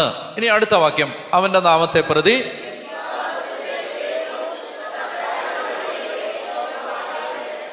അവന്റെ നാമത്തെ പ്രതി വിശ്വാസത്തിന്റെ വിധേയത്വം സകല ജാതികളുടെ ഇടയിലും ഉളവാകേണ്ടതിന് ഞങ്ങൾ കൃപയും അപ്പസ്തോല സ്ഥാനവും. ഞാൻ നല്ല വിശദമായിട്ടാണ് ഈ റോമാലേഖനം എടുക്കാൻ ആഗ്രഹിക്കുന്നത്. നിങ്ങൾക്ക് വിഷമമൊന്നും ഇല്ലല്ലോ അല്ലേ? അപ്പോൾ അതുകൊണ്ട് ചിലപ്പോൾ ഒരു വാക്യം 2 വാക്യമൊക്കെ ആയിരിക്കും നമ്മൾ ഒരു ദിവസം പറഞ്ഞു പോകുന്നത്. ചിലപ്പോൾ അത് തീരാൻ കുറേ കാലം എടുത്തേക്കാം. എന്നാലും സാരമില്ല, വ്യക്തമായിട്ട് മനസ്സിലാക്കി. അപ്പോൾ എനിക്ക് ഉത്ഥാനത്തെക്കുറിച്ച് ഒരു കാര്യം കൂടെ പറഞ്ഞിട്ടേ മുന്നോട്ട് പോകാൻ പറ്റൂ. അതായത് നമുക്ക് യേശുക്രിസ്തുവിൻ്റെ ഉത്ഥാനത്തെ കേന്ദ്രീകരിച്ചുള്ള ഒരു സുവിശേഷമാണ് നമ്മൾ വിശ്വസിക്കുന്ന സുവിശേഷം. അതായത് അപ്പസ്തോലന്മാർ എപ്പോഴും പ്രസംഗിച്ചു കൊണ്ടിരുന്നത് യേശുക്രിസ്തുവിൻ്റെ ക്രൂശ് മരണത്തെക്കുറിച്ച് മാത്രമല്ല, യേശുക്രിസ്തുവിൻ്റെ ഉത്ഥാനത്തെക്കുറിച്ചായിരുന്നു. ഉത്ഥാനത്തെക്കുറിച്ച് ഞാൻ ഇത് ഒന്ന് സപ്പോർട്ട് ചെയ്യാൻ വേണ്ടി 1-2 വചനങ്ങളൊന്ന് ചൂണ്ടിക്കാണിക്കാം. അപ്പസ്തോല പ്രവർത്തനം എടുക്കുക. അപ്പസ്തോല പ്രവർത്തനങ്ങളിൽ അപ്പസ്തോലന്മാർ പ്രസംഗിക്കുന്നതിനെക്കുറിച്ച് ചില വാചകങ്ങൾ നമുക്ക് വായിക്കാം. അപ്പസ്തോല പ്രവർത്തനത്തിൻ്റെ 4-ാമത്തെ അധ്യായം 32-33 വായിക്കാം. അപ്പസ്തോല പ്രവർത്തനങ്ങൾ 4-ാം അധ്യായം 32-33. വിശ്വാസികളുടെ സമൂഹം ഒരു ഹൃദയവും ഒരാത്മാവും ആയിരുന്നു. ആരും തങ്ങളുടെ വസ്തുക്കൾ സ്വന്തമെന്ന് അവകാശപ്പെട്ടില്ല, എല്ലാം പൊതുസ്വത്തായിരുന്നു. അപ്പസ്തോലന്മാർ കർത്താവായ യേശുവിൻ്റെ പുനരുത്ഥാനത്തിന് വലിയ ശക്തിയോടെ സാക്ഷ്യം നൽകി. അവരെല്ലാവരുടെയും മേൽ കൃപാവരം സമൃദ്ധമായി ഉണ്ടായിരുന്നു എന്നൊക്കെ പറഞ്ഞേ ഹല്ലേലൂയ. എനിക്കറിയാം നിങ്ങൾക്ക് ഇരിക്കുമ്പോൾ കാലൊക്കെ വേദന എടുക്കുന്നുണ്ടെന്ന് എനിക്കറിയാം, ബുദ്ധിമുട്ടാണെന്നറിയാം. വേറെ ഒരു ഓപ്ഷൻ ഇല്ല. നമുക്കിപ്പോൾ തൽക്കാലം നിങ്ങൾ സഹിച്ചിരിക്കുക. ഇനി തീരെ വയ്യെങ്കിൽ വെളിയിൽ ഇറങ്ങിയാൽ ചിലപ്പോൾ കസേര കിട്ടുമായിരിക്കും. ഓക്കെ, തീരെ ബുദ്ധിമുട്ടുണ്ടെങ്കിൽ പറഞ്ഞേ ഹല്ലേലൂയ. ഞാൻ 5 മിനിറ്റോടെ കഴിഞ്ഞിട്ട് നിങ്ങളെ എഴുന്നേൽപ്പിക്കാം. ഓക്കെ, അപ്പോൾ ഇതൊന്ന് ശ്രദ്ധിച്ചിരിക്കുക. അതായത് യേശുക്രിസ്തുവിൻ്റെ ഉത്ഥാനം എന്താണ് യേശുക്രിസ്തുവിനെ മറ്റ് ലോകമത നേതാക്കന്മാരിൽ നിന്ന് വ്യത്യസ്തമാക്കുന്നത്? യേശുക്രിസ്തുവിൻ്റെ അനന്യതയുടെ ഏറ്റവും പ്രധാനപ്പെട്ട ഘടകം എന്താണ്? നിങ്ങൾ യേശുവിൽ വിശ്വസിക്കുമ്പോൾ നിങ്ങൾക്കുള്ള അഭിമാനം എന്താണ്? അഭിമാനം എന്താണ്? അതായത് ഇത്രയേ ഉള്ളൂ. അതായത് യേശുക്രിസ്തു മരിച്ച് മണ്ണടിഞ്ഞ ഒരാളല്ല. അവൻ അവിടുന്ന് മരണത്തിൽ നിന്ന് ഉയർത്തെഴുന്നേറ്റ് ഇപ്പോഴും ജീവിച്ച് നമ്മുടെ ഇടയിൽ വസിക്കുന്നു എന്നുള്ളതാണ് നമ്മളെ സംബന്ധിച്ചുള്ള യേശുക്രിസ്തുവിൻ്റെ അനന്യത. നിങ്ങൾക്ക് മനസ്സിലാവുന്നുണ്ടോ? അതായത് കർത്താവായ യേശുക്രിസ്തു മരിച്ച് ഇനി നിങ്ങളൊരു കാര്യം മനസ്സിലാക്കേണ്ടത്, ലോകത്തുള്ള സകല മത നേതാക്കന്മാരും ഒരിക്കൽ യേശുക്രിസ്തുവിൻ്റെ മുമ്പിൽ വിധി ഏൽക്കാനായി വരേണ്ടതുണ്ട്. പറഞ്ഞേ ഹല്ലേലൂയ. അത് നിങ്ങൾ മനസ്സിലാക്കിയിരിക്കണം. അത് ഒരു മതനിന്ദയായിട്ടൊന്നും കാണരുത്. മറിച്ച് ഇത് യേശുക്രിസ്തു അവൻ മാത്രമാണ് ഏക സത്യദൈവം. അതുകൊണ്ട് അവൻ മടങ്ങി വരുമ്പോൾ എല്ലാ സൃഷ്ടികളും അവൻ്റെ മുമ്പിൽ മുഴങ്കാൽ മടക്കും എന്ന് പറഞ്ഞത് വെറുതെ അല്ല തിരുവചനം പറഞ്ഞത്. അപ്പോൾ എന്ത് സംഭവിക്കും? ഈ ലോകത്തുള്ള സകല ആളുകളും, ഹിറ്റ്ലറും മുസോളിനിയും, എല്ലാ ആളുകളും, എല്ലാ പ്രമുഖന്മാരും, എല്ലാ വലിയ ആളുകളും, എല്ലാ മഹാന്മാരും അവൻ്റെ മുമ്പിൽ മുട്ടുകൾ മടക്കും. പറഞ്ഞേ ഹല്ലേലൂയ. നിങ്ങൾ മനസ്സിലാക്കിയിരിക്കേണ്ടത് യേശുക്രിസ്തു ജീവനോട് അവൻ്റെ പുനരുത്ഥാനത്തിന്. അതുകൊണ്ട് നമ്മളൊരു വിശ്വാസി എന്ന നിലയിൽ ശക്തി കൊടുക്കേണ്ടത് യേശുക്രിസ്തു നമുക്ക് വേണ്ടി മരിച്ചു എന്നതിന് മാത്രമല്ല, യേശുക്രിസ്തു ഉയർത്തെഴുന്നേറ്റു. ഒരു അടിസ്ഥാന സത്യമായി അപ്പസ്തോലൻ പിന്നീട് അത് ആവർത്തിക്കുന്നുണ്ട്. അദ്ദേഹം പറയുന്നുണ്ട്, കർത്താവായ യേശുക്രിസ്തു ഉയർത്തെഴുന്നേറ്റില്ലെങ്കിൽ നിങ്ങളുടെ വിശ്വാസം വ്യർത്ഥമാണ്, ഞങ്ങളുടെ പ്രഘോഷണവും വ്യർത്ഥമാണ്. അതുകൊണ്ട് യേശുക്രിസ്തുവിൻ്റെ ഉത്ഥാനം എപ്പോഴും ഓർത്തിരിക്കണം. യേശു എന്ന് പറയുമ്പോൾ യേശു അവിടെ സന്നിഹിതനാണ്. പറഞ്ഞേ ഹല്ലേലൂയ. യേശു എന്ന് പറയുമ്പോൾ എൻ്റെ ഒരു അനുഭവം ഞാൻ പറയട്ടെ. അതായത് ഇതിപ്പോൾ നിങ്ങളെല്ലാവരും ഉണ്ടല്ലോ. നിങ്ങളെല്ലാവരും ഉള്ളത് കൊണ്ട് മനുഷ്യർ വരുന്ന ഒരു ആവേശമാണെന്ന് വേണേൽ പറയാം. അതായത് എന്താണ്? നിങ്ങളെല്ലാവരും ഉണ്ട്. അപ്പോൾ ഞാൻ പറയുമ്പോൾ നിങ്ങൾ റെസ്പോണ്ട് ചെയ്യുന്നുണ്ട്, നിങ്ങൾ ഹല്ലേലൂയ പറയുന്നുണ്ട്. അപ്പോൾ അതൊക്കെ കേൾക്കുമ്പോൾ വേണമെങ്കിൽ ഇത് യേശുവിനെക്കുറിച്ച് പറയാൻ അച്ഛനുള്ളൊരു ആവേശം എന്ന് പറയുന്നത് ഈ ആളുകളൊക്കെ ഉള്ളപ്പോൾ അവരുടെ ഒരു ആവേശമാണെന്ന് വേണേൽ പറയാം. ഞാൻ അനുഭവിക്കുന്ന ഒരു കാര്യം ഞാൻ പറയട്ടെ.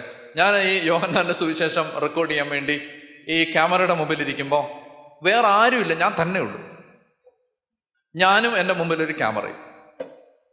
മനസ്സിലാവുന്നുണ്ടോ? വേറെ ഒറ്റ മനുഷ്യനും ഇല്ല. ഞാൻ ഒരു കാര്യം സത്യസന്ധമായിട്ട് നിങ്ങളോട് പറയട്ടെ. ഞാൻ ഈ സെക്കൻഡ് സാറ്റർഡേയിൽ നിങ്ങളോട് വചനം പ്രസംഗിക്കുന്നതിനേക്കാൾ കൂടുതൽ പരിശുദ്ധാത്മാവിനാൽ നിറഞ്ഞ് ചില സമയത്ത് കണ്ണ് നിറഞ്ഞൊഴുകി കണ്ണൊക്കെ തുടച്ച് ഇതൊക്കെ കട്ട് ചെയ്ത് ഇങ്ങനെയാണ് ഞാൻ യോഹന്നാന്റെ സുവിശേഷം പഠിപ്പിച്ചുകൊണ്ടിരിക്കുന്നത്. പറഞ്ഞാൽ അത് ഞാൻ ഈ കഴിഞ്ഞ ഈ അവസാനത്തെ ഒരു എപ്പിസോഡ് എടുത്തു കഴിഞ്ഞപ്പോൾ എനിക്ക് ഞാൻ അപ്പോൾ ആ എപ്പിസോഡിൻ്റെ നടുക്ക് ഞാൻ പറയുകയും ചെയ്തു. അന്ന് ഞാൻ പറഞ്ഞു എന്തെന്നറിയാമോ, എനിക്കിത് സത്യം പറഞ്ഞാൽ പറയാൻ പറ്റുന്നില്ല. എനിക്ക് ഈശോയെക്കുറിച്ച് ഞാൻ പറയുന്ന സമയത്ത് ഈശോ എന്ന് പറയുമ്പോൾ ആ സ്റ്റുഡിയോ റൂമിനകത്ത് വേറെ ആരുമില്ല. 4 ലൈറ്റും ഉണ്ട്, ഒരു ക്യാമറയുണ്ട്, ഞാനുമുണ്ട്, വേറെ ആരുമില്ല. ആ സ്റ്റുഡിയോ റൂമിനകത്ത് യേശു ക്രിസ്തു ജീവനോടെ ഇറങ്ങി വരും. പറഞ്ഞാൽ ഇത് എൻ്റെ അനുഭവമാണിത്, ഇതെൻ്റെ അനുഭവമാണ്, ഇതെൻ്റെ സാക്ഷ്യമാണിത്. എന്ന് പറഞ്ഞാൽ എന്താണെന്നറിയാം, നമ്മൾ യേശു എന്ന് പറയുമ്പോൾ, യേശുവിനെ കുറിച്ച് എന്തെങ്കിലും പറയുമ്പോൾ, യേശുവിൽ വിശ്വസിക്കുക എന്ന് പറയുമ്പോൾ ഈശോ ഒന്ന് വരും. പറഞ്ഞാലേ അത് എന്തോ, അത് മനസ്സിലാവുന്നുണ്ടോ? അത് എന്തോ ഒരു നമ്മൾ ചിലപ്പോൾ വലിയ യാത്രയൊക്കെ കഴിഞ്ഞ് മടുത്ത് ചിലപ്പോൾ വളരെ, ഞാൻ തുറന്നങ്ങ് പറയുകയാണ്, വളരെ വെളുപ്പാങ്കാലത്തൊക്കെ ആയിരിക്കും ഞാൻ ചിലപ്പോൾ ചെന്ന് റെക്കോർഡ് ചെയ്യുന്നത്. അപ്പോൾ ഉറക്കമൊന്നും ശരിയാവാതെ അങ്ങനെ ചിലപ്പോൾ രാത്രിയിലൊക്കെ വന്ന് ശരിക്കും മടുത്ത് ചിലപ്പോൾ തല പൊട്ടുന്ന തലവേദനയുടെ നടുവിൽ ഒക്കെ ആയിരിക്കും ചിലപ്പോൾ ഇങ്ങനെ ചെന്ന് റെക്കോർഡ് ചെയ്യാൻ വേണ്ടി ഇരിക്കുന്നത്. അത് കൊടുക്കണം, ഒരാഴ്ചയും കൊടുത്തില്ലെങ്കിൽ അവിടെ നിന്ന് ഇങ്ങനെ വിളി വന്നോണ്ടിരിക്കും. അപ്പോൾ അതുകൊണ്ട് അങ്ങനെ അപ്പോൾ എന്താണെന്നറിയാം, ആ സമയത്ത് ഇതിങ്ങനെ ഈശോയെക്കുറിച്ച് പറഞ്ഞു കഴിയുമ്പോൾ പിന്നെ എല്ലാം മാറി. ക്ഷീണം മാറി, രോഗം മാറി, ശാപം മാറി, മടുപ്പ് മാറി, എല്ലാം മാറി. ഈശോ എന്ന് പറയുമ്പോൾ പറഞ്ഞേ ഹല്ലേലൂയ, പറഞ്ഞേ ഹല്ലേലൂയ. അപ്പോൾ അതുകൊണ്ട് ഞാൻ പറഞ്ഞു വരുന്നത് അറിയാം, അതാണ് നമ്മുടെ കർത്താവിൻ്റെ അനന്യത, അതാണ് നമ്മുടെ കർത്താവിൻ്റെ പ്രത്യേകത. അവൻ നമ്മുടെ ഇടയിൽ ജീവനോടെ ഉണ്ട്, ജീവനോടെ ഉണ്ട്. പറഞ്ഞേ ഹല്ലേലൂയ, പറഞ്ഞേ ഹല്ലേലൂയ. ജീവനോടെ ഉണ്ട്. അപ്പോൾ ദൈവം വലിയ വലിയ വലിയ വലിയ അപ്പോൾ അതായത് ഇവിടെ ദൈവത്തിൻ്റെ ആത്മാവ് നമ്മളിങ്ങനെ വചനം പറഞ്ഞുകൊണ്ടിരിക്കുന്ന സമയത്ത് നമുക്കിടയിലുണ്ട്. ഒന്ന് എഴുന്നേറ്റോ. അപ്പോൾ കൈയും കാലും ഒന്ന് നൂരുകയും ചെയ്യും, ഒന്ന് പ്രാർത്ഥിക്കുകയും ചെയ്യാം. കർത്താവുണ്ട് നമുക്കിടയിൽ. ശക്തമായിട്ട് ദൈവത്തെ ആരാധിക്കാം, മഹത്വപ്പെടുത്താം, വലിയൊരു കൃപാവരത്തിന് വേണ്ടി പ്രാർത്ഥിക്കാം, വലിയ അഭിഷേകത്തിന് വേണ്ടി പ്രാർത്ഥിക്കാം. കാലൊക്കെ ഒന്ന് കണ്ടുപിടിച്ചിട്ട് പെട്ടെന്ന് ഒന്ന് എഴുന്നേക്ക്. അവനവൻ്റെ കാലുമായിട്ട് എഴുന്നേക്കാവും, അടുത്തുള്ളവൻ്റെ കാലുമായിട്ട് എഴുന്നേക്കരുത്. ഓക്കെ, പതുക്കെ. എന്നിട്ട് നമുക്ക് നായ്ക്കമ്പറമ്പിൽ അച്ഛനെ അനുസ്മരിച്ചുകൊണ്ട് നമുക്ക് ചാടാം. ഓക്കെ, നമുക്ക് ചാടാം. അപ്പോൾ അറിയാലോ നമ്മുടെ എക്സസൈസ് എന്താണ്? യേശുവേ എന്ന് പറഞ്ഞിട്ട് ഒറ്റച്ചാട്ടം. അങ്ങനെ 3 പ്രാവശ്യം ചെയ്യുമ്പോഴാണ് അതിൻ്റെ ഒരു സൈക്കിൾ പൂർത്തിയാവുന്നത്. അങ്ങനെയാണത്. അപ്പോൾ യേശുവേ എന്ന് വിളിച്ചിട്ട് ഒറ്റച്ചാട്ടം. എല്ലാവരും ഒന്ന് എഴുന്നേറ്റ് കഴിഞ്ഞാൽ അപ്പോൾ ഒന്ന് എഴുന്നേറ്റ് അവനവൻ്റെ കാലൊക്കെ ഒന്ന് ഉറപ്പ് വരുത്തിയിട്ട് ഒന്ന് നിന്നോ. ഇപ്പോഴത്തെ അവസ്ഥ എന്താ എനിക്ക് നന്നായിട്ട് അറിയാം. ഞാൻ എഴുന്നേൽക്കുമ്പോഴും അങ്ങനെ തന്നെയാണ്. അതായത് നമുക്ക് കാലവിടെ ഉണ്ടോ എന്ന് സംശയം തോന്നും. അവിടെ ഉണ്ടോ, കാലവിടെ ഇല്ലേ എന്ന് നമുക്ക് സംശയം. അപ്പോൾ അങ്ങനെ ഒരു അവസ്ഥയിലാണ് ഇപ്പോൾ പലരും. ഓക്കെ, റെഡിയായോ? അവനവൻ്റെ കാല് തിരിച്ചു കിട്ടിയോ? കിട്ടി. ഒന്ന് കൈ ഉയർത്തി പറഞ്ഞേ ഹല്ലേലൂയ. അപ്പോൾ ഇനി യേശുവേ എന്ന് വിളിച്ചിട്ട് ചാടിക്കോ. യേശുവേ, യേശുവേ, യേശുവേ. അത് നന്നായിട്ടുണ്ട്. അത് ചാടാത്ത ചില അനുസരണക്കേടിൻ്റെ സന്തതികൾക്ക് വേണ്ടി കൂടി ഒരവസരം കൂടെ തരികയാണ്. ചാടിക്കൊള്ളുക. യേശുവേ, യേശു, യേശുവേ. ഒന്ന് കൈ ഉയർത്തി ശക്തമായിട്ടൊന്ന് കൈയടിച്ച് ശക്തമായിട്ട് നന്നായിട്ട് കരങ്ങളടിച്ച് ഹല്ലേലൂയ, ഹല്ലേലൂയ, ഹല്ലേലൂയ, ഹല്ലേലൂയ. ശക്തമായിട്ട് കരങ്ങളടിച്ച് ശക്തമായിട്ട് പറഞ്ഞേ ഹല്ലേലൂയ. ഉറക്കെ പറഞ്ഞേ ഹല്ലേലൂയ, ഹല്ലേലൂയ. യേശുവേ നന്ദി, യേശുവേ സ്തുതി. ഇപ്പോൾ അടുത്ത വാക്യം വായിക്കാം. അടുത്ത വാക്യം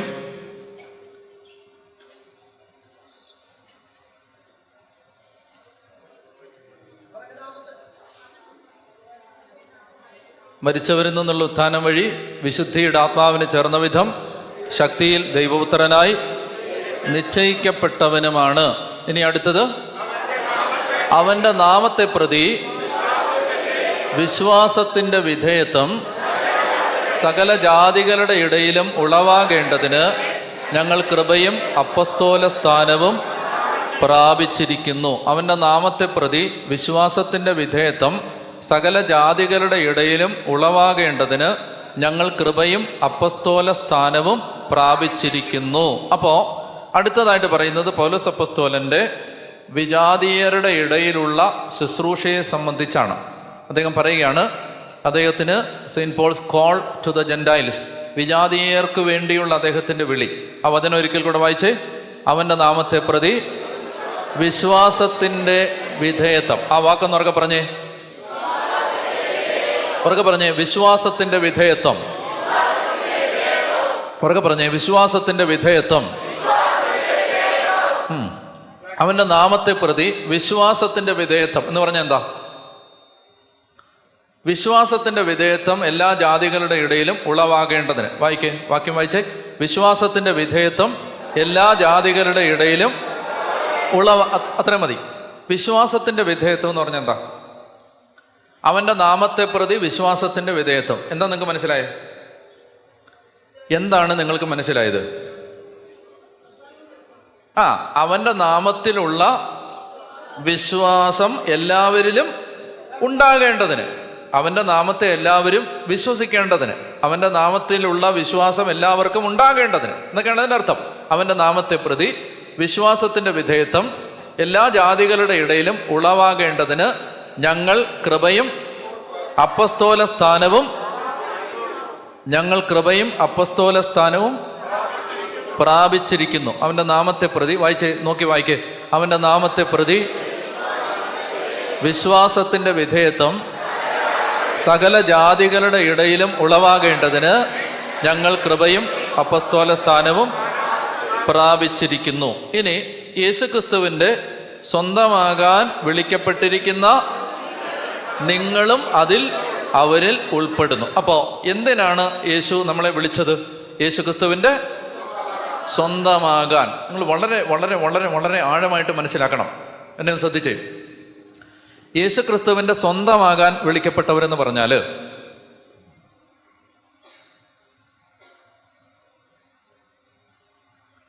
നിങ്ങൾ മറ്റേതെങ്കിലും ഒരു മതത്തിൽ ദൈവത്തോട് പ്രാർത്ഥിക്കുന്ന ഒരു ഭക്തൻ ആ ദൈവത്തോട് സ്നേഹത്തിൽ ഒന്നായി മാറുന്ന കാഴ്ച വളരെ കുറവാണ്. സ്നേഹത്തിൽ ഒന്നായി മാറുന്ന കാഴ്ച, ആ ദൈവത്തോട് സ്നേഹത്തിൽ ഒന്നായി മാറുക. ദൈവത്തിൻ്റെ അടുത്ത് ചെല്ലുന്നു, അല്ലെ ദൈവമാണെന്ന് വിചാരിക്കുന്ന ആളുടെ അടുത്ത് ചെല്ലുന്നു, പ്രാർത്ഥിക്കുന്നു, പോരുന്നു. ക്രിസ്തീയ വിശ്വാസത്തിൻ്റെ വ്യത്യാസം യേശുക്രിസ്തുവിൻ്റെ സ്വന്തമാകാൻ, അവനോട് ഒന്നായി ചേരാൻ, അവനുമായി ഒന്നായി മാറാൻ, നമ്മൾ അവനിലും അവൻ നമ്മളിലും വസിക്കാൻ, അവൻ്റെ സഹവാസത്തിലേക്ക്, ബൈബിൾ ഉപയോഗിക്കുന്ന വാക്കുകളാണിതൊക്കെ, അവൻ്റെ സഹവാസത്തിലേക്ക്. അപ്പസ്തോലന്മാരെ വിളിക്കുമ്പോൾ തന്നോട് കൂടെ ആയിരിക്കാനും, പിശാചുക്കളെ ബഹിഷ്കരിക്കാനും, സുവിശേഷം പ്രസംഗിക്കാനും, തന്നോടുകൂടെ ആയിരിക്കാനും. അപ്പസ്തോലന്മാരോട് ഗത്സമനി വെച്ച് പറയുന്നു, 1 മണിക്കൂർ നിങ്ങൾക്ക് എൻ്റെ കൂടെ ഉണർന്നിരിക്കാൻ കഴിയില്ലേ? അപ്പോൾ യേശുക്രിസ്തു നമ്മളെ വിളിച്ചത് എന്തിനാണെന്നറിയാമോ? കുറേ അനുഗ്രഹങ്ങൾ തന്ന് പറഞ്ഞു വിടാനല്ല, അവൻ്റെ സ്വന്തമാകാനാണ്. അതുകൊണ്ട് ആ വാക്യം വായിക്കാം. യേശുക്രിസ്തുവിൻ്റെ സ്വന്തമാകാൻ വിളിക്കപ്പെട്ടിരിക്കുന്ന നിങ്ങളും അവരിൽ ഉൾപ്പെടുന്നു.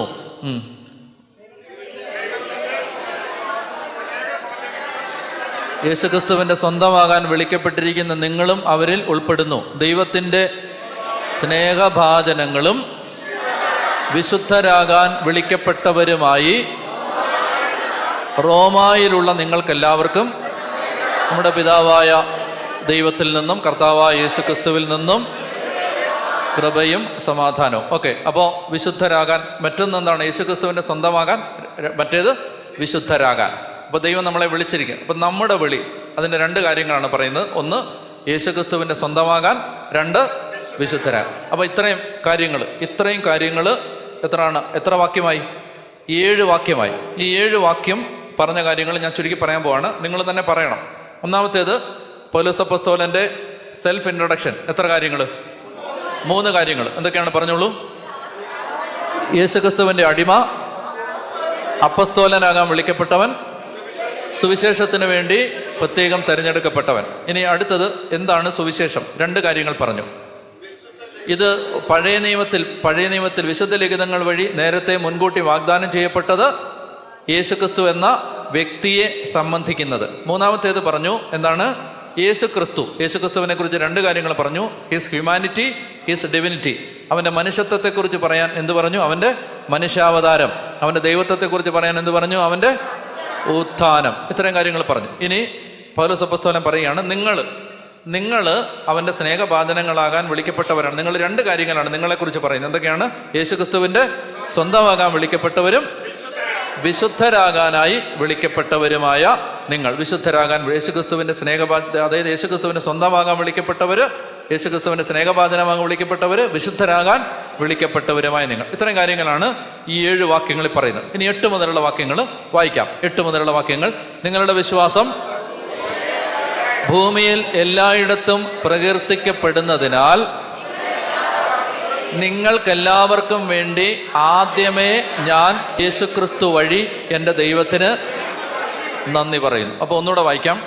നിങ്ങളുടെ വിശ്വാസം ഭൂമിയിൽ എല്ലായിടത്തും പ്രകീർത്തിക്കപ്പെടുന്നതിനാൽ. മതി മതി മതി.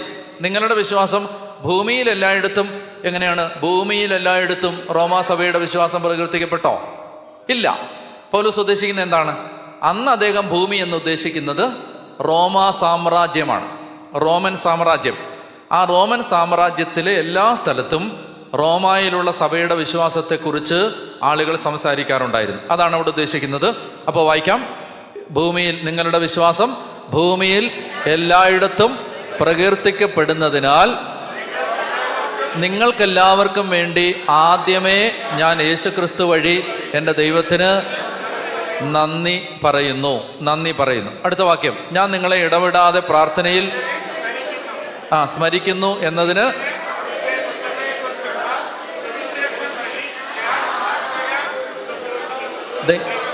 ദൈവമാണ് എനിക്ക് സാക്ഷി. ദൈവ ഇഷ്ടത്താൽ എങ്ങനെയെങ്കിലും നിങ്ങളുടെ അടുത്ത് വന്നു ചേരാൻ ഇപ്പോഴെങ്കിലും സാധിച്ചിരുന്നെങ്കിൽ എന്ന് ഞാൻ പ്രാർത്ഥിക്കുന്നു. നിങ്ങളെ സ്ഥൈര്യപ്പെടുത്താൻ എന്തെങ്കിലും ആത്മീയ വരം നിങ്ങൾക്ക് നൽകേണ്ടതിന് നിങ്ങളെ കാണാൻ ഞാൻ അതിയായി ആഗ്രഹിക്കുന്നു. എൻ്റെയും നിങ്ങളുടെയും വിശ്വാസം നമ്മെ പരസ്പരം പ്രോത്സാഹിപ്പിക്കുമല്ലോ. സഹോദരരെ, ഇത് നിങ്ങൾ മനസ്സിലാക്കണം. മറ്റു വിജാതീയരുടെ ഇടയിൽ എന്നതുപോലെ നിങ്ങളുടെ ഇടയിലും ഫലമുളവാകുന്നതിന് നിങ്ങളുടെ അടുക്കൽ വരാൻ ഞാൻ പലപ്പോഴും ഒരുങ്ങിയതാണ്. എന്നാൽ ഇതുവരെയും എനിക്ക് തടസ്സം നേരിട്ടുകൊണ്ടിരിക്കുകയായിരുന്നു. ഗ്രീക്കുകാരോടും അപരിഷ്കൃതരോടും വിജ്ഞാനികളോടും അജ്ഞന്മാരോടും ഞാൻ കടപ്പെട്ടവനാണ്. അതുകൊണ്ടാണ് റോമായിലുള്ള നിങ്ങളോടും സുവിശേഷം പ്രസംഗിക്കാൻ ഞാൻ തീവ്രമായി ആഗ്രഹിക്കുന്നത്. സുവിശേഷത്തെപ്പറ്റി ഞാൻ ലജ്ജിക്കുന്നില്ല. അതായത് 4 കാര്യങ്ങൾ പൗലോസ്ലീഹ പറയാൻ പോവാണ് ഈ പാരഗ്രാഫിൽ. 4 കാര്യങ്ങൾ നമ്മൾ വായിച്ചതിൻ്റെ വെളിച്ചത്തിൽ 4 കാര്യങ്ങൾ കാണാൻ പോവാണ്. ഒന്നാമത്തെ കാര്യം, ഞാൻ നിങ്ങളെ ഓർമ്മിക്കുന്നു. രണ്ടാമത്തെ കാര്യം എന്താണ്? രണ്ടാമത്തെ കാര്യം, ഞാൻ എന്ത് ചെയ്യുന്നു? നിങ്ങളെ കാണാൻ അതിയായി ആഗ്രഹിക്കുന്നു. മൂന്നാമത്തേത്, ഞാൻ ഇപ്പോൾ തടസ്സം നേരിടുന്നു. നാലാമത്തേത്, ഞാൻ ലജ്ജിക്കുന്നില്ല. മനസ്സിലായോ? ഇങ്ങനെ 4 കാര്യങ്ങളാണ് അപ്പോസ്തലൻ പറയുന്നത്. 4 കാര്യങ്ങൾ ഞാൻ പറയുന്നത് അതിനകത്ത് കണ്ടെത്തണം. ഒന്ന്, ഞാൻ നിങ്ങളെ ഓർമ്മിക്കുന്നു, ഞാൻ നിങ്ങളെ അനുസ്മരിക്കുന്നു. അത് എത്രാമത്തെ വാക്യത്തിലാണ്? അത് കണ്ടെത്തി പറഞ്ഞ്. ഞാൻ നിങ്ങളെ ഓർക്കുന്നു. 9, ഞാൻ നിങ്ങളെ ഇടവിടാതെ പ്രാർത്ഥനയിൽ സ്മരിക്കുന്നു എന്നതിന് പുത്രന്റെ സുവിശേഷം വഴി ആത്മനാ ശുശ്രൂഷിക്കുന്ന ദൈവമാണ് എനിക്ക് സാക്ഷി. രണ്ടാമത്തേത്, ഞാൻ നിങ്ങളെ കാണാൻ ആഗ്രഹിക്കുന്നു. I long to see you. ഞാൻ നിങ്ങളെ കാണാൻ ആഗ്രഹിക്കുന്നു. അത് വാക്യം 10. മൂന്നാമത്തേത് പറയുകയാണ്, പക്ഷേ എനിക്കതിന് തടസ്സം നേരിട്ടുകൊണ്ടിരിക്കുകയാണ്. പക്ഷേ ഞാൻ നിങ്ങളോട് കടപ്പെട്ടവനാണ്. I am bound. ഞാൻ നിങ്ങളോട് കടപ്പെട്ടവനാണ്. അതാണ് മൂന്നാമത്തേത്, ഞാൻ നിങ്ങളോട് കടപ്പെട്ടവനാണ്. നാലാമത്തേത്, ഞാൻ ലജ്ജിക്കുന്നില്ല. ഈ 4 വാക്കുകൾ പഠിച്ചാൽ ഈ പാരഗ്രാഫ് പഠിക്കാം. അതുകൊണ്ടാണ് ഞാൻ അങ്ങനെ പറയുന്നത്. ശ്രദ്ധിച്ചിരിക്കുക. 1, ഞാൻ നിങ്ങളെ അനുസ്മരിക്കുന്നു. ഒന്ന് പറഞ്ഞേ, ഞാൻ നിങ്ങളെ അനുസ്മരിക്കുന്നു. 2, ഞാൻ നിങ്ങളെ കാണാൻ ആഗ്രഹിക്കുന്നു. 3, ഞാൻ കടപ്പെട്ടിരിക്കുന്നു. 4, ഞാൻ ലജ്ജിക്കുന്നില്ല. 4 ഒന്ന് പറഞ്ഞേ. 1, നിങ്ങളെ ഞാൻ നിങ്ങളെ അനുസ്മരിക്കുന്നു. 2, നിങ്ങളെ കാണാൻ ഞാൻ അതിയായി ആഗ്രഹിക്കുന്നു. 3, ഞാൻ കടപ്പെട്ടിരിക്കുന്നു. 4, ഞാൻ ലജ്ജിക്കുന്നില്ല. ഈ 4 കാര്യങ്ങളാണ്. ഞാൻ അത് വിശദീകരിക്കാം. ആ 4 കാര്യങ്ങൾ. 1, അദ്ദേഹം പറയുകയാണ്, ഞാൻ നിങ്ങളെക്കുറിച്ച് നിങ്ങൾക്ക് വേണ്ടി ഞാൻ പ്രാർത്ഥിക്കുന്നുണ്ട്. ഇത് പൗലോസ് അപ്പോസ്തലൻ സ്ഥാപിച്ച ഒരു സഭയല്ല. പൗലോസ് അപ്പോസ്തലൻ സ്ഥാപിച്ച ഒരു സഭയല്ലാതിരുന്നിട്ട് കൂടി അദ്ദേഹം എന്ത് ചെയ്യുന്നു? അവർക്ക് വേണ്ടി പ്രാർത്ഥിച്ചുകൊണ്ടിരിക്കുകയാണ്. അദ്ദേഹം അവർക്ക് വേണ്ടി പ്രാർത്ഥിക്കുകയാണ്. അതുകൊണ്ടാണ് അദ്ദേഹം പറയുന്നത്, ഈ കൊരിന്തോസ് ലേഖനത്തിൽ പറയുന്നുണ്ട്, എല്ലാ സഭകളെക്കുറിച്ചും ഞാൻ ഈറ്റുനോവ് അനുഭവിക്കുന്നുണ്ട്. ഓരോ സഭയെക്കുറിച്ചുമുള്ള ഭാരം എന്നെ അലട്ടുന്നുണ്ട്. വചനം ഒന്ന് വായിക്കാം. കൊരിന്തോസ് ലേഖനത്തിൽ അപ്പോസ്തലൻ പറയുന്നുണ്ട്, എനിക്ക് നിങ്ങളെല്ലാ ആളുകളെ, എല്ലാ സഭകളെക്കുറിച്ചുമുള്ള പ്രയാസം എന്നെ അലട്ടുന്നുണ്ട്. പറഞ്ഞേ ഹല്ലേലൂയ, പറഞ്ഞേ ഹല്ലേലൂയ. യേശുവേ നന്ദി, യേശുവേ സ്തുതി, യേശുവേ ആരാധന. ഇനി അതായത് വായിച്ചേ 2 കൊരിന്തോസ് 11-ാം അധ്യായം, 2 കൊരിന്തോസ് 11-ാം അധ്യായം 23 മുതൽ ഒന്ന് വായിച്ചേ. 2 കൊരിന്തോസ് 11:23 മുതൽ വായിക്കാവോ? ഉറക്കെ വായിച്ചേ. അവർ ക്രിസ്തുവിൻ്റെ ദാസന്മാരാണോ? ഉന്മത്തനെ പോലെ ഞാനും പറയുന്നു, ഞാൻ കുറെ കൂടി മെച്ചപ്പെട്ട ദാസനാണ്. അവരെക്കാൾ വളരെയേറെ ഞാൻ അധ്വാനിച്ചു, വളരെ കൂടുതൽ കാരാഗൃഹവാസം അനുഭവിച്ചു, എണ്ണമറ്റ വിധം പ്രകരമേറ്റു, പലതവണ മരണവക്ത്രത്തിലകപ്പെട്ടു.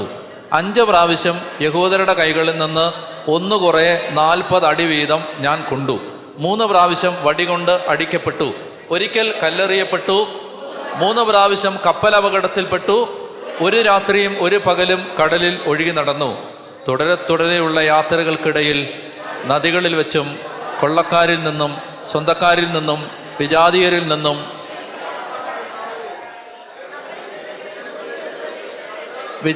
നിന്നും എനിക്ക് അപകടങ്ങളുണ്ടായി. നഗരത്തിൽ വെച്ചും വിജനപ്രദേശത്ത് വെച്ചും കടലിൽ വെച്ചും അപകടങ്ങളിൽ അകപ്പെട്ടു. വ്യാജ സഹോദരങ്ങളിൽ നിന്നുള്ള അപകടങ്ങൾക്കും ഞാൻ അധീനനായി. കഠിനാധ്വാനത്തിലും വിഷമസന്ധികളിലും നിരവധി രാത്രികളിലെ ജാഗരണത്തിലും വിശപ്പിലും ദാഹത്തിലും പലപ്പോഴും ഉപവാസത്തിലും തണുപ്പിലും നഗ്നതയിലും ഞാൻ ജീവിച്ചു. ഇവയ്ക്കെല്ലാം പുറമെ സകല സഭകളെയും കുറിച്ചുള്ള എൻ്റെ ഉത്കണ്ഠ അനുദിനം എന്നെ അലട്ടിക്കൊണ്ടിരിക്കുന്നു. കണ്ടോ? ഇതിന് പുറമെ സകല സഭകളെയും കുറിച്ചുള്ള ഉത്കണ്ഠ അനുദിനം എന്നെ അലട്ടിക്കൊണ്ടിരിക്കുന്നു. ആര് ബലഹീനനാകുമ്പോഴാണ് ഞാൻ ബലഹീനനാകാത്തത്? ആര് തെറ്റ് ചെയ്യുമ്പോഴാണ് എൻ്റെ ഹൃദയം കത്തി എരിയാത്തത്? കണ്ടോ? ഇതായിരുന്നു പൗലോസിൻ്റെ ഹൃദയം. അതുകൊണ്ട് അദ്ദേഹം സ്ഥാപിച്ച സഭയല്ലാതിരുന്നിട്ട് കൂടി അദ്ദേഹം റോമാ സഭയെക്കുറിച്ച് അദ്ദേഹം ആ സഭയെ ഓർക്കുകയും അവർക്ക് വേണ്ടി പ്രാർത്ഥിക്കുകയും ചെയ്തുകൊണ്ടേയിരുന്നു. പറഞ്ഞേ ഹല്ലേലൂയ, എന്നുറക്കെ പറഞ്ഞേ ഹല്ലേലൂയ, ഹല്ലേലൂയ. അതുകൊണ്ട് നമ്മൾ നമ്മൾ കേരളത്തിൽ നമ്മൾ സുരക്ഷിതരായിട്ട് കഴിയുന്നു. ഇന്ത്യയിലെ പല സ്ഥലങ്ങളിലെ അവസ്ഥ ഇപ്പോൾ അതല്ല. ഞാൻ കഴിഞ്ഞ ദിവസങ്ങളിൽ ഒരു അച്ഛൻ അറസ്റ്റ് ചെയ്യപ്പെട്ടതിനെ കുറിച്ച് കേട്ടു. അച്ഛനെ അറസ്റ്റ് ചെയ്തത് അച്ഛൻ്റെ ആ സ്ഥാപനത്തിൽ, അതായത് ഒരു റിന്യൂവൽ സെൻ്ററിൽ അച്ഛൻ എന്ത് ചെയ്യുന്നറിയാമോ, ഒരു ആളുകൾക്ക് പ്രാർത്ഥിക്കാൻ സാഹചര്യം കൊടുത്തു, പ്രാർത്ഥിക്കാനുള്ള അവസരം കൊടുത്തു എന്നുള്ളതാണ് അച്ഛൻ ചെയ്ത തെറ്റ്. അച്ഛനെ അറസ്റ്റ് ചെയ്തു. അതുമായി ബന്ധപ്പെട്ട ഒരു സിസ്റ്റർ വക്കീലാണ്, എന്നെ കോണ്ടാക്ട് ചെയ്യുന്നുണ്ട് മെസ്സേജിയുടെ ഇടയ്ക്ക്. അപ്പോൾ എന്നോട് പറഞ്ഞു, ബെയിൽ കിട്ടിയിട്ടില്ല, ജാമ്യം കിട്ടിയിട്ടില്ല, പ്രാർത്ഥിക്കണം. 3-4 മാസം കഴിഞ്ഞിട്ടാണ് ജാമ്യം കിട്ടുന്നത്. നിങ്ങൾക്ക് മനസ്സിലാവുന്നുണ്ടോ? ആസൂത്രിതമായ ആക്രമണങ്ങൾ, അറ്റാക്കുകൾ ക്രിസ്ത്യാനികൾക്കെതിരെ പലയിടങ്ങളിലും ശക്തമായിട്ട് ഈ നാളുകളിൽ, പ്രത്യേകിച്ച് ഈ നാളുകളിൽ, കഴിഞ്ഞ 6 മാസത്തിനിടയിൽ ശക്തമായിട്ടുണ്ടാവുന്നു. പറഞ്ഞേ ഹല്ലേലൂയ. അതായത് ഇന്ത്യയിലെ ഒരു വൈദികൻ എന്ത് ചെയ്തു, ആ അച്ഛൻ്റെ ഇടവകപ്പെട്ട ഒരു ആളെ പോലീസ് അറസ്റ്റ് ചെയ്തു. ഇടവകപ്പെട്ട സൺഡേ സ്കൂൾ അധ്യാപകനെ മറ്റാണ് അറസ്റ്റ് ചെയ്തിട്ട് അത് ചോദിക്കാൻ വേണ്ടി, അത് എന്താണ് കാര്യമെന്ന് അന്വേഷിക്കാൻ വേണ്ടി അച്ഛൻ വക്കീൽ കൂടിയാണ് അവിടെ ചെന്നപ്പോൾ അച്ഛനെ പിടിച്ച് അകത്തിട്ടു. 4 മാസം കണ്ടു കഴിഞ്ഞാണ് പുറത്തു വിട്ടത്. പറഞ്ഞേ ഹല്ലേലൂയ. നിങ്ങൾക്ക് മനസ്സിലാവുന്നുണ്ടോ? ഇതാണ് ഇപ്പോഴത്തെ ഇന്ത്യയിലെ അവസ്ഥ. അതുകൊണ്ട് എന്ത് ചെയ്യണം? ഭാരതത്തിലെ സഭകൾക്ക് വേണ്ടി പ്രാർത്ഥിക്കണം. ഓരോ ഇടങ്ങളിലുമുള്ള സഭയെ ഓർത്ത് ആകുലപ്പെട്ട് പ്രാർത്ഥിക്കണം. പറഞ്ഞേ ഹല്ലേലൂയ, പറഞ്ഞേ ഹല്ലേലൂയ. നിങ്ങൾ മനസ്സിലാക്കേണ്ടത്, മിഷണറിമാർക്കെതിരെ എടുക്കുന്ന പല കേസുകളിലെ അതിൽ ഏതാണ്ട് മിക്കവാറും കേസുകളെല്ലാം തന്നെ വ്യാജമാണ്.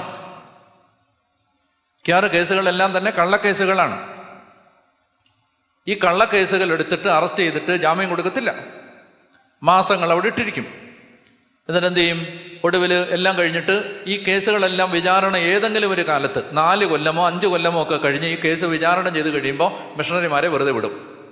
പക്ഷേ ഈ 5 കൊല്ലത്തിനിടയിൽ ലക്ഷക്കണക്കിന് രൂപയുടെ ബാധ്യത, പിന്നെ അതുപോലെ തന്നെ ദാരിദ്ര്യം, കടക്കണി, വക്കീലിന് കൊടുത്ത പൈസ, പിന്നെ ഇങ്ങനെ 100 കാര്യങ്ങളിൽ പെട്ട് ഇവരെ നാമാവിശേഷമാക്കും. പറഞ്ഞേ ഹല്ലേലൂയ. മനസ്സിലാവുന്നുണ്ടോ? ഇതാണ് ഇപ്പോൾ ഭാരതത്തിലെ അവസ്ഥ. പറഞ്ഞേ ഹല്ലേലൂയ. അതുകൊണ്ട് അത് കാണാതിരുന്നിട്ട് കാര്യമൊന്നുമില്ല. നമ്മളത് എന്ത് ചെയ്യണം? അത് മനസ്സിലാക്കേണ്ടത് ഹൃദയത്തിൽ വെച്ചിട്ട് പ്രാർത്ഥിക്കണം. ഹൃദയത്തിൽ വെച്ച് ഞാൻ താഴോട്ട് വരുമ്പോൾ ഒരു കാര്യം പറയാം. ഹൃദയത്തിൽ വെച്ചിട്ട് പ്രാർത്ഥിക്കണം. ഹൃദയത്തിൽ വെച്ചിട്ട് പ്രാർത്ഥിച്ചാൽ വേറെ കാര്യങ്ങൾ സംഭവിക്കും. അത് ഹൃദയത്തിൽ വെച്ച് ഭാരപ്പെട്ട് പ്രാർത്ഥിക്കണം. പറഞ്ഞേ ഹല്ലേലൂയ. സുവിശേഷം പ്രഘോഷിക്കുക എന്നുള്ളത് ഒരു വിശ്വാസിയുടെ അടിസ്ഥാനപരമായ അവകാശമാണ്. അവകാശം. അത് തടയാൻ ഈ ഭൂമിയിൽ ഒരു മനുഷ്യനും അവകാശമില്ല. പറഞ്ഞേ ഹല്ലേലൂയ. നിങ്ങൾക്ക് മനസ്സിലായല്ലോ? സുവിശേഷം പ്രഘോഷിക്കുക എന്നുള്ളത് ഒരു മനുഷ്യന്റെ അടിസ്ഥാന അവകാശമാണ്. അത് തടയാൻ ഈ ഭൂമിയിൽ ഒരു ഭരണാധികാരിക്കും ഒരു ഗവൺമെന്റിനും ഒരു വ്യവസ്ഥിതിക്കും ഒരു സംവിധാനത്തിനും അവകാശമില്ല, അധികാരമില്ല. അത് സമ്മതിച്ച് തരില്ല. അങ്ങനെ സമ്മതിക്കാൻ പറ്റില്ല. പറഞ്ഞ ഹല്ലേലൂയ.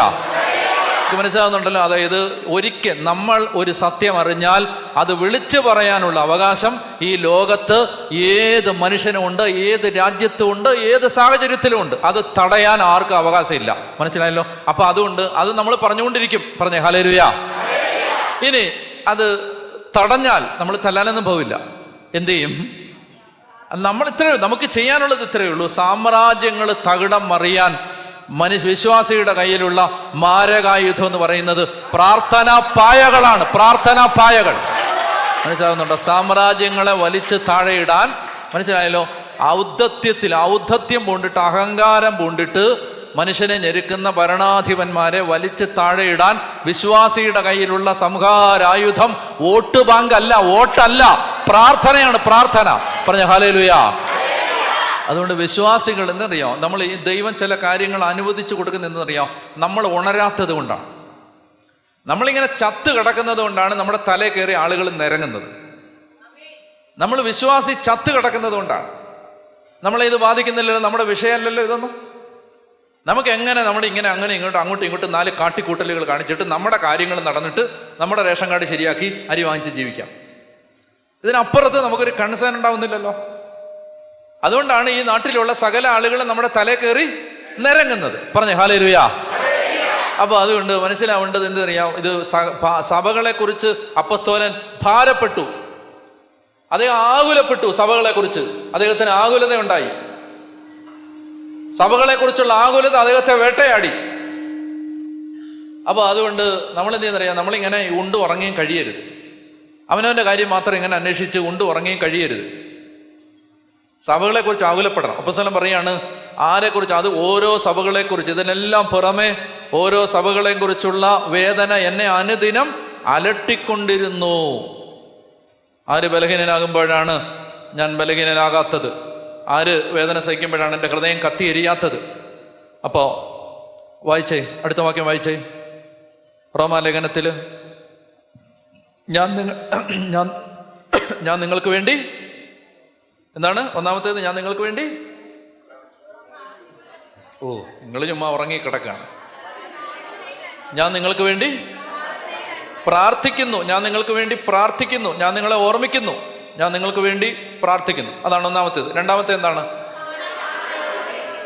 ഞാൻ നിങ്ങളെ കാണാൻ ആഗ്രഹിക്കുന്നു. 2 കാര്യങ്ങൾക്കാണ് ഞാൻ നിങ്ങളെ കാണാൻ ആഗ്രഹിക്കുന്നത്. വായിച്ചേ 11. നിങ്ങളെ സ്ഥൈര്യപ്പെടുത്താൻ എന്തെങ്കിലും ആത്മീയ വരം നിങ്ങൾക്ക് നൽകേണ്ടതിന് നിങ്ങളെ കാണാൻ ഞാൻ അതിയായി ആഗ്രഹിക്കുന്നു. എൻ്റെയും നിങ്ങളുടെയും വിശ്വാസം നമ്മെ പരസ്പരം പ്രോത്സാഹിപ്പിക്കുമല്ലോ. സഹോദരരെ, ഇത് നിങ്ങൾ മനസ്സിലാക്കണം. മറ്റു വിജാതീയരുടെ ഇടയിൽ എന്നതുപോലെ നിങ്ങളുടെ ഇടയിലും ഫലമുളവാകുന്നതിന് നിങ്ങളുടെ അടുക്കൽ വരാൻ 2 കാര്യങ്ങൾക്കാണ് ഞാൻ നിങ്ങളെ കാണാൻ ആഗ്രഹിക്കുന്നത്. ആ 2 കാര്യങ്ങൾ, ഒന്ന് വിശ്വാസികൾക്ക് ഞാൻ നിങ്ങളെ കാണുമ്പോൾ നിങ്ങൾക്ക് എന്തെങ്കിലും ഒരു ആത്മീയ വരം എനിക്ക് തരാൻ പറ്റും. നിങ്ങളൊരു ദൈവഭക്തനെ സമീപിക്കുമ്പോൾ ആ ദൈവഭക്തനിൽ നിന്ന് ഒരു ആത്മീയ കൃപ നിങ്ങൾ സ്വീകരിക്കുന്നുണ്ട്. പറഞ്ഞേ ഹല്ലേലൂയ. അതായത് നിങ്ങൾ ദൈവികമായൊരു സംവിധാനത്തിലേക്ക് വരുമ്പോൾ അവിടെ വെച്ച് നിങ്ങൾ ഒരു ആത്മീയ കൃപ സ്വീകരിക്കുന്നുണ്ട്. അത് ചെയ്യപ്പെടുന്നുണ്ട്. ഒരു കൃപ നിങ്ങൾ സ്വീകരിക്കുന്നുണ്ട്. പറഞ്ഞേ ഹല്ലേലൂയ. അതുകൊണ്ടാണ് വചനം പറയുന്നത്, നിങ്ങൾ ജ്ഞാനിയായ ഒരുവനെ കണ്ടെത്തിയാൽ നിന്റെ പാദങ്ങൾ നിരന്തരം അവൻ്റെ പടിവാതിക്കലെ സ്പർശിക്കണം എന്ന് വചനമുണ്ട്. എന്താണ്? നിങ്ങൾ ജ്ഞാനിയായ ഒരു ദൈവഭക്തനെ നിങ്ങൾ കണ്ടെത്തിയാൽ അവനെ നിങ്ങൾ സന്ദർശിക്കണം. അവിടെ നിങ്ങൾ പോകണം. അതാണ് പറയുന്നത്. അപ്പോൾ അപ്പോസ്തലൻ പറയാണ്, ഞാൻ എന്തിനാണ് ഞാൻ ഈ കോറിന്തിൽ കിടക്കുന്ന എവിടെ വെച്ചാൽ ഇത് എഴുതിയത്? എവിടെ വെച്ചായിരുന്നു ഇത് എഴുതിയത്? അയ്യോ, ഈ ലേഖനം എഴുതി എനിക്ക് അംനീഷ്യ. ഇത് എവിടെ വെച്ചാണ് എഴുതിയത്? കോറിന്തിലെ ഏത് സ്ഥലമായിരുന്നത്? കെങ്കറെ. എന്താണ്? കെങ്കറയിലെ സഭയിലെ ശുശ്രൂഷക ആരായിരുന്നു? ഫോയിബ. അപ്പോൾ കെങ്കറയിലിരിക്കുന്ന എനിക്ക് നിങ്ങളുടെ കാര്യത്തിൽ എന്തിനാണ് താല്പര്യം? നിങ്ങളെ കാണുന്നത് എന്തിനാണ്? ഞാൻ നിങ്ങളെ കണ്ടാൽ എനിക്ക് നിങ്ങൾക്ക് എന്തെങ്കിലും ഒരു ആത്മീയ വരം തരാൻ പറ്റും. വിശ്വാസികൾക്ക് അതാണ്. വിശ്വാസികളെ കാണുന്നത് ആത്മീയ വരം. ഇനി അവിശ്വാസികളെ കാണുന്നതോ? ഞാൻ നിങ്ങളുടെ ഇടയിൽ വലിയൊരു കൊയ്ത്ത് പ്രതീക്ഷിക്കുന്നുണ്ട്. ഞാൻ വന്നു കഴിയുമ്പോൾ ഞാൻ സുവിശേഷം പ്രസംഗിച്ചിട്ട് കുറേ അവിശ്വാസികളെ കൂടി സഭയിലെ അംഗങ്ങളാക്കി മാറ്റാൻ എനിക്ക് പറ്റും. പറഞ്ഞേ ഹല്ലേലൂയ. കണ്ടോ, രണ്ട് കാര്യങ്ങളാണ്. ഞാൻ നിങ്ങളെ കാണാൻ അതിയായി ആഗ്രഹിക്കുന്നു. രണ്ട് കാര്യങ്ങൾ എന്താണ്? ഒന്ന്, നിങ്ങൾക്ക് എന്തെങ്കിലും ഒരു ആത്മീയ വരം തരാൻ. രണ്ട്, നിങ്ങളുടെ ഇടയിൽ വിശ്വാസത്തിന്റെ വലിയൊരു കൊയ്ത്ത് നടക്കാൻ വേണ്ടി ഞാൻ നിങ്ങളെ കാണാൻ ആഗ്രഹിക്കുന്നു. ഇനി മൂന്നാമത്തേത് ഏതാണ്? അപ്പോസ്തലൻ ഞാൻ എന്ന് പറഞ്ഞ് അതിൽ മൂന്നാമത്തേത് ഏതാണ്? ഞാൻ കടപ്പെട്ടവനാണ്. അത് വായിച്ചേ സഹോദരരെ. ഇത് നിങ്ങൾ മനസ്സിലാക്കണം.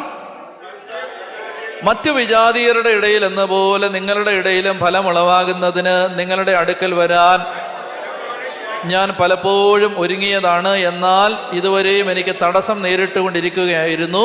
ഗ്രീക്കുകാരോടും അപരിഷ്കൃതരോടും വിജ്ഞാനികളോടും അജ്ഞന്മാരോടും ഞാൻ ഉണ്ടോ ബൗണ്ട് എന്നാ പറയുന്നത്. ബൗണ്ട് എന്ന് പറഞ്ഞാൽ എൻ്റെ അർത്ഥം എന്താ? ബൗണ്ട് എന്ന് പറഞ്ഞാൽ ഇതാ, എന്നെ നോക്കും, ഇതാണ് ബൗണ്ട്. എന്താ? കെട്ടിയിടപ്പെടുക എന്നാ. ബൗണ്ട് അല്ലേ? കെട്ടുക എന്നാ. ഐ എം ബൗണ്ട് എന്നാണ് പൗലോസ് ഉപയോഗിക്കുന്ന വാക്ക്. ഇംഗ്ലീഷിൽ ബൗണ്ട് എന്നാണ്. ബൗണ്ട്. ഞാൻ കടപ്പെട്ടവനാണ് എന്ന് മലയാളത്തിൽ. ശരിക്കും പറഞ്ഞാൽ എന്താണ്? ഞാൻ കെട്ടപ്പെട്ടവനാണ്. നിങ്ങളുടെ അടുത്ത് വരാൻ ഞാൻ വന്നേ പറ്റില്ല. കാരണം എന്താ? ഞാൻ കെട്ടപ്പെട്ടവനാണ്. എന്താ കാര്യം എന്നറിയാം? പറ. ഞാൻ ആരാണ്? എങ്ങനെയാണ് പൗലോസ് തന്നെ പരിചയപ്പെടുത്തിയത്? ഞാൻ ആരാണ്? യേശുക്രിസ്തുവിന്റെ അടിമ. അതാണ് അടിമയുടെ ബോഡി ലാംഗ്വേജ് ആണിത്. അടിമ. ഞാൻ അടിമയായോണ്ട് അവൻ എങ്ങോട്ട് പോകാൻ പറഞ്ഞാലും ഞാൻ പോകാൻ കെട്ടപ്പെട്ടവനാണ്. I M bound. ഞാൻ അടിമയായതുകൊണ്ട് അവൻ എങ്ങോട്ട് പോകാൻ പറഞ്ഞാലും ഞാൻ കെട്ടപ്പെട്ടവനാണ്. എനിക്ക് പോയേ പറ്റൂ. ഇനി ഇതിൻ്റെ വലിയ പാരഡോക്സ് എന്തെന്നറിയാമോ? ഇതിൻ്റെ വലിയ ഒരു സങ്കടകരമായ ഇതിൻ്റെ അന്ത്യം എന്തെന്നറിയാമോ? ഒടുവിൽ പൗലോസ് റോമിലെത്തുന്നത് കെട്ടപ്പെട്ടവനായിട്ടാണ്. ഒരു പട്ടാളക്കാരൻ്റെ കയ്യിൽ ചങ്ങല വെച്ച് കൈ കൂട്ടിക്കെട്ടി കെട്ടപ്പെട്ടവനായിട്ടാണ് ഒടുവിൽ അദ്ദേഹം റോമിൽ കാലുകുത്തുന്നത്. കണ്ടോ? ഇതാണ് അപ്പോസ്തലന്മാർ പറഞ്ഞ വാക്കുകൾ പ്രവചനങ്ങളായിട്ട് മാറുന്നത്. ഞാൻ കെട്ടപ്പെട്ടവനാണ്. എനിക്ക് നിങ്ങളെ കണ്ടേ പറ്റൂ. നിങ്ങളെ കാണാൻ ഒടുവിൽ ഞാൻ എത്താൻ പോകുന്നത് എങ്ങനെയാണെന്നറിയോ? കെട്ടപ്പെട്ടവനായിട്ടാണ്. പറഞ്ഞേ ഹല്ലേലൂയ. അതാണ് മൂന്നാമത്തേത്, ഐ ആം ബൗണ്ട്. നാലാമത്തേത്, ഞാൻ ലജ്ജിക്കുന്നില്ല. 16-ാമത്തെ വാക്യം വായിക്കാം. സുവിശേഷത്തെ പറ്റി ഞാൻ ലജ്ജിക്കുന്നില്ല. സുവിശേഷത്തെ പറ്റി ഞാൻ ലജ്ജിക്കുന്നില്ല. എന്തെന്നാൽ വിശ്വസിക്കുന്ന ഏവർക്കും, ആദ്യം യഹൂദർക്കും പിന്നീട് ഗ്രീക്കുകാർക്കും, അത് രക്ഷയിലേക്ക് നയിക്കുന്ന ദൈവശക്തിയാണ്. അയ്യോ, ഒരു സംഭവം വരാൻ പോവാണ്. ദൈവശക്തിയാണ്. നമ്മ ഈ റോമാലേഖനത്തിലേക്ക് എത്തിച്ചത് ഈ വാക്യമാണ്. ഈ വാക്യം നമ്മുടെ എല്ലാ ശ്രദ്ധ, എൻ്റെയൊക്കെ ശ്രദ്ധ റോമാലേഖനത്തിലേക്ക് എത്തിച്ചത് ഈ വാക്യമാണ്. ദൈവശക്തി, ഡുനാമിസ്, ഡൈനാമിറ്റ്, പവർ. ഡുനാമിസ് ആ വാക്കാണ് അപ്പോസ്തലൻ ഉപയോഗിക്കുന്നത്. ഡുനാമിസ് ആ വാക്കിൽ നിന്നാണ് ഡൈനാമിറ്റ് ഉണ്ടായത്. Dynamite, power. സുവിശേഷത്തെ പറ്റി ഞാൻ ലജ്ജിക്കുന്നില്ല. എന്തെന്നാൽ എന്താണ് ലജ്ജിക്കാത്തത്? വിശ്വസിക്കുന്ന. അപ്പോ അതായത് ശ്രദ്ധിക്കുക, സുവിശേഷത്തെ പറ്റി ഞാൻ ലജ്ജിക്കുന്നില്ല. കാരണം അപ്പോസ്തലൻ പറയാണ്, because gospel is power. Gospel is power. I'm not ashamed of the gospel. Why? Because gospel is power. അതുകൊണ്ടാണ് ഞാൻ ലജ്ജിക്കാത്തത്. Why am I not ashamed of the gospel? Because it is the power. It is a dynamite. It is a dunamis. It is the power that is going to turn the world upside down. ലോകത്തെ കീഴ്മേൽ മറിക്കാൻ പോകുന്ന, മേൽകീഴ് മറിക്കാൻ പോകുന്ന പവറാണ് gospel. It is the power that is going to turn the world upside down. Power. Power, power, power, power. പറഞ്ഞേ hallelujah. ശ്രദ്ധിക്കണം. അപ്പോസ്തലൻ പറയാണ്, I am not ashamed.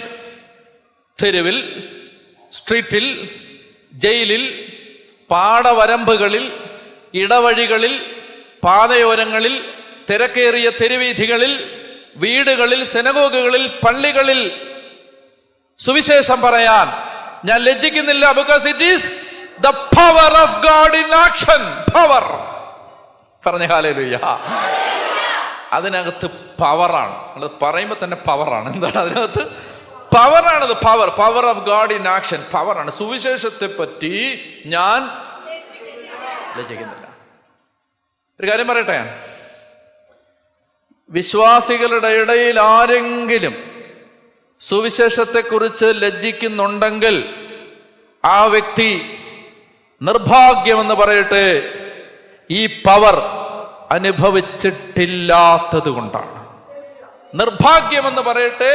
The most unlucky believer he is. The most unlucky. നിർഭാഗ്യവാൻ. Why? നിർഭാഗ്യവാനാണ്. Because ഈ power, ഈ dynamite, ഈ bomb, ഈ ഡുനാമിസ്, ഈ പവർ ഇങ്ങനെ കയ്യിലിരുന്നിട്ട് അയാൾ ഈ ശക്തി അനുഭവിച്ചിട്ടില്ല. So he is ashamed. പറഞ്ഞേ ഹല്ലേലൂയ. ഹല്ലേലൂയ. ഹല്ലേലൂയ. അപ്പൊ അതുകൊണ്ട് സുവിശേഷത്തെ പറ്റി ഞാൻ ലജ്ജിക്കുന്നില്ല. ചോദിക്കുകയാണ് സെയിന്റ് പോൾ, പൗലോസേ, എന്താ കാര്യം ലജ്ജിക്കാത്തത്? അപ്പോസ്തലൻ പറയും, എനിക്കറിയാം അതിനകത്ത് പവറുണ്ട്. പവർ. അതിനകത്തുനിന്ന് പവർ റിലീസ് ചെയ്യപ്പെടും. അതിനകത്തുനിന്ന് ശക്തി ഒഴുകി വരും. അതിനകത്തുനിന്ന് ശക്തി പുറപ്പെടും. അതുകൊണ്ടാണ് സുവിശേഷത്തെ പറ്റി ഞാൻ ലജ്ജിക്കാത്തത്. പറഞ്ഞേ ഹല്ലേലൂയ. മനസ്സിലാക്കേണ്ട ഒരു കാര്യമുണ്ട്. ഇങ്ങനെ പറയാൻ അപ്പോസ്തലൻ പറയുകയാണ്, ഞാൻ ലജ്ജിക്കുന്നില്ല. എന്താ കാര്യം എന്നറിയാമോ? ഈ റോമാക്കാര് ആരാധിച്ചിരുന്നത് പവറിനെയാണ്. റോമാക്കാർ ആരാധിച്ചിരുന്നത് പവറിനെയാണ്. Romans worshipped power. പവറിനെ, ശക്തിയെ ആരാധിച്ചിരുന്ന റോമാക്കാരുടെ ഇടയിൽ ജീവിക്കുന്ന ഒരു സഭയോട് അപ്പോസ്തലനായ പൗലോസ് പറയാണ്, സുവിശേഷത്തിനകത്ത് പവറുണ്ട്. നിങ്ങളുടെ ദൈവത്തിന് ഉണ്ട് എന്ന്, അല്ലെങ്കിൽ നിങ്ങൾ ദൈവമാണെന്ന് വിചാരിക്കുന്ന ഈ ശക്തി, നിങ്ങൾ ദൈവമാണെന്ന് വിചാരിക്കുന്ന ആ ശക്തി, പവർ, ഡുനാമിസ്, അത് ഞങ്ങളുടെ ഈ പുസ്തകത്തിനകത്തുണ്ട്. അപ്പോസ്തലൻ പറയാണ്. മനസ്സിലാവുന്നില്ല? അതായത് പറയാണ്, ഞങ്ങൾ പറയുന്ന ഈ സുവിശേഷത്തിനകത്ത്, ഞങ്ങളുടെ ബലഹീനമായ അധരങ്ങളിലൂടെ പുറത്തു വരുന്ന ഈ വാക്കുകൾക്കകത്ത് നിങ്ങൾ ദൈവമെന്ന് കരുതുന്ന ആ ശക്തിയുണ്ട്, പവർ. ഒരു കാര്യം നിങ്ങൾക്ക് അറിയാമോ? ഈ വാക്കുച്ചരിക്കപ്പെട്ട് 300 കൊല്ലം കഴിയുന്നതിന് മുമ്പ് ആ സാമ്രാജ്യത്തിന്റെ കൊട്ടാരത്തിനകത്തെ ചക്രവർത്തി യേശുക്രിസ്തുവിനെ ദൈവമായി ഏറ്റുപറഞ്ഞു. മനസ്സിലാവുന്നുണ്ടോ? അതായത് ഈ പവർ, മനസ്സിലായി, ഇത് പവറാണെന്ന് അപ്പോസ്തലൻ, പവറാണ്, ഇത് പവറാണെന്ന്, ഇത് കീഴ്മേൽ മറിക്കുന്ന പവറാണെന്ന് പ്രസംഗിച്ച് 300 കൊല്ലം തികയുന്നതിന് മുമ്പ് ആ സാമ്രാജ്യം ഭരിച്ചിരുന്ന ചക്രവർത്തി യേശുക്രിസ്തു മാത്രമാണ് ദൈവമെന്ന് ഏറ്റുപറയുകയും റോമൻ സാമ്രാജ്യം യേശുക്രിസ്തുവിൻ്റെതായി മാറുകയും ചെയ്തു. പറഞ്ഞേ ഹല്ലേലൂയ. പവർ. കണ്ടോ? Power. It is the power of God in action. ഡുനാമിസ്. നിങ്ങൾ മനസ്സിലാക്കി,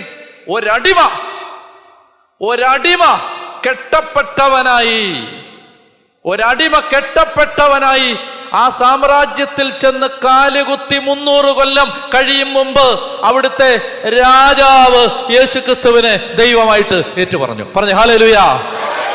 നിങ്ങൾ മനസ്സിലായിരിക്കണം, സുവിശേഷത്തിന്റെ പവർ നിസാരമല്ല. It's a power of God in action. Power. അതുകൊണ്ട് എനിക്ക് നാണക്കേടില്ലെന്ന്, അതുകൊണ്ട് ആര് കളിയാക്കിയാലും ഞാൻ ലജ്ജിക്കുന്നില്ലെന്ന്, എനിക്കതിനകത്ത് അപമാനം ഇല്ലെന്ന്, എനിക്കതിനകത്ത് നാണക്കേടില്ലെന്ന്. കാരണം എന്താണ്? വായിച്ചേ, സുവിശേഷത്തെ പറ്റി ഞാൻ ലജ്ജിക്കുന്നില്ല. കാരണം വിശ്വസിക്കുന്ന ഏവർക്കും, ആദ്യം യഹൂദനും പിന്നീട് ഗ്രീക്കുകാരനും, അത് രക്ഷയിലേക്ക് നയിക്കുന്ന ദൈവശക്തിയാണ്. രക്ഷയിലേക്ക് നയിക്കുന്ന ദൈവശക്തി, ആദ്യം യഹൂദനും പിന്നീട് ഗ്രീക്കുകാരനും. ഞാൻ ഈ ലേഖനം എഴുതപ്പെട്ടതിനെ കുറിച്ച് പറഞ്ഞപ്പോൾ ഞാൻ പറഞ്ഞിരുന്നു, യഹൂദനും ഗ്രീക്കുകാരും തമ്മിലുള്ള ഒരു തർക്കത്തിന്റെ പശ്ചാത്തലത്തിലാണ് ഇത് എഴുതപ്പെടുന്നത്. അപ്പോൾ പറയുകയാണ്, യഹൂദന് പ്രാധാന്യമുണ്ട്. ആദ്യം യഹൂദൻ. സുവിശേഷം ആദ്യം പരമേൽപ്പിക്കപ്പെട്ടത് ആർക്കാണ്? യഹൂദർക്കാണ്. യേശുക്രിസ്തു വന്നത് എവിടെ നിന്നാണ്? യഹൂദരിൽ നിന്നാണ്. അതുകൊണ്ട് അവർക്ക് ഒരു പ്രൈമസി ഉണ്ട് ഈ വിഷയത്തിൽ. പറയുകയാണ്, ആദ്യം യഹൂദനും പിന്നീട് ഗ്രീക്കുകാരൻ. സുവിശേഷത്തെ സംബന്ധിച്ച് പറയുമ്പോൾ ആദ്യം യഹൂദനും പിന്നീട് ഗ്രീക്കുകാരനും. പറഞ്ഞേ ഹല്ലേലൂയ, ഹല്ലേലൂയ.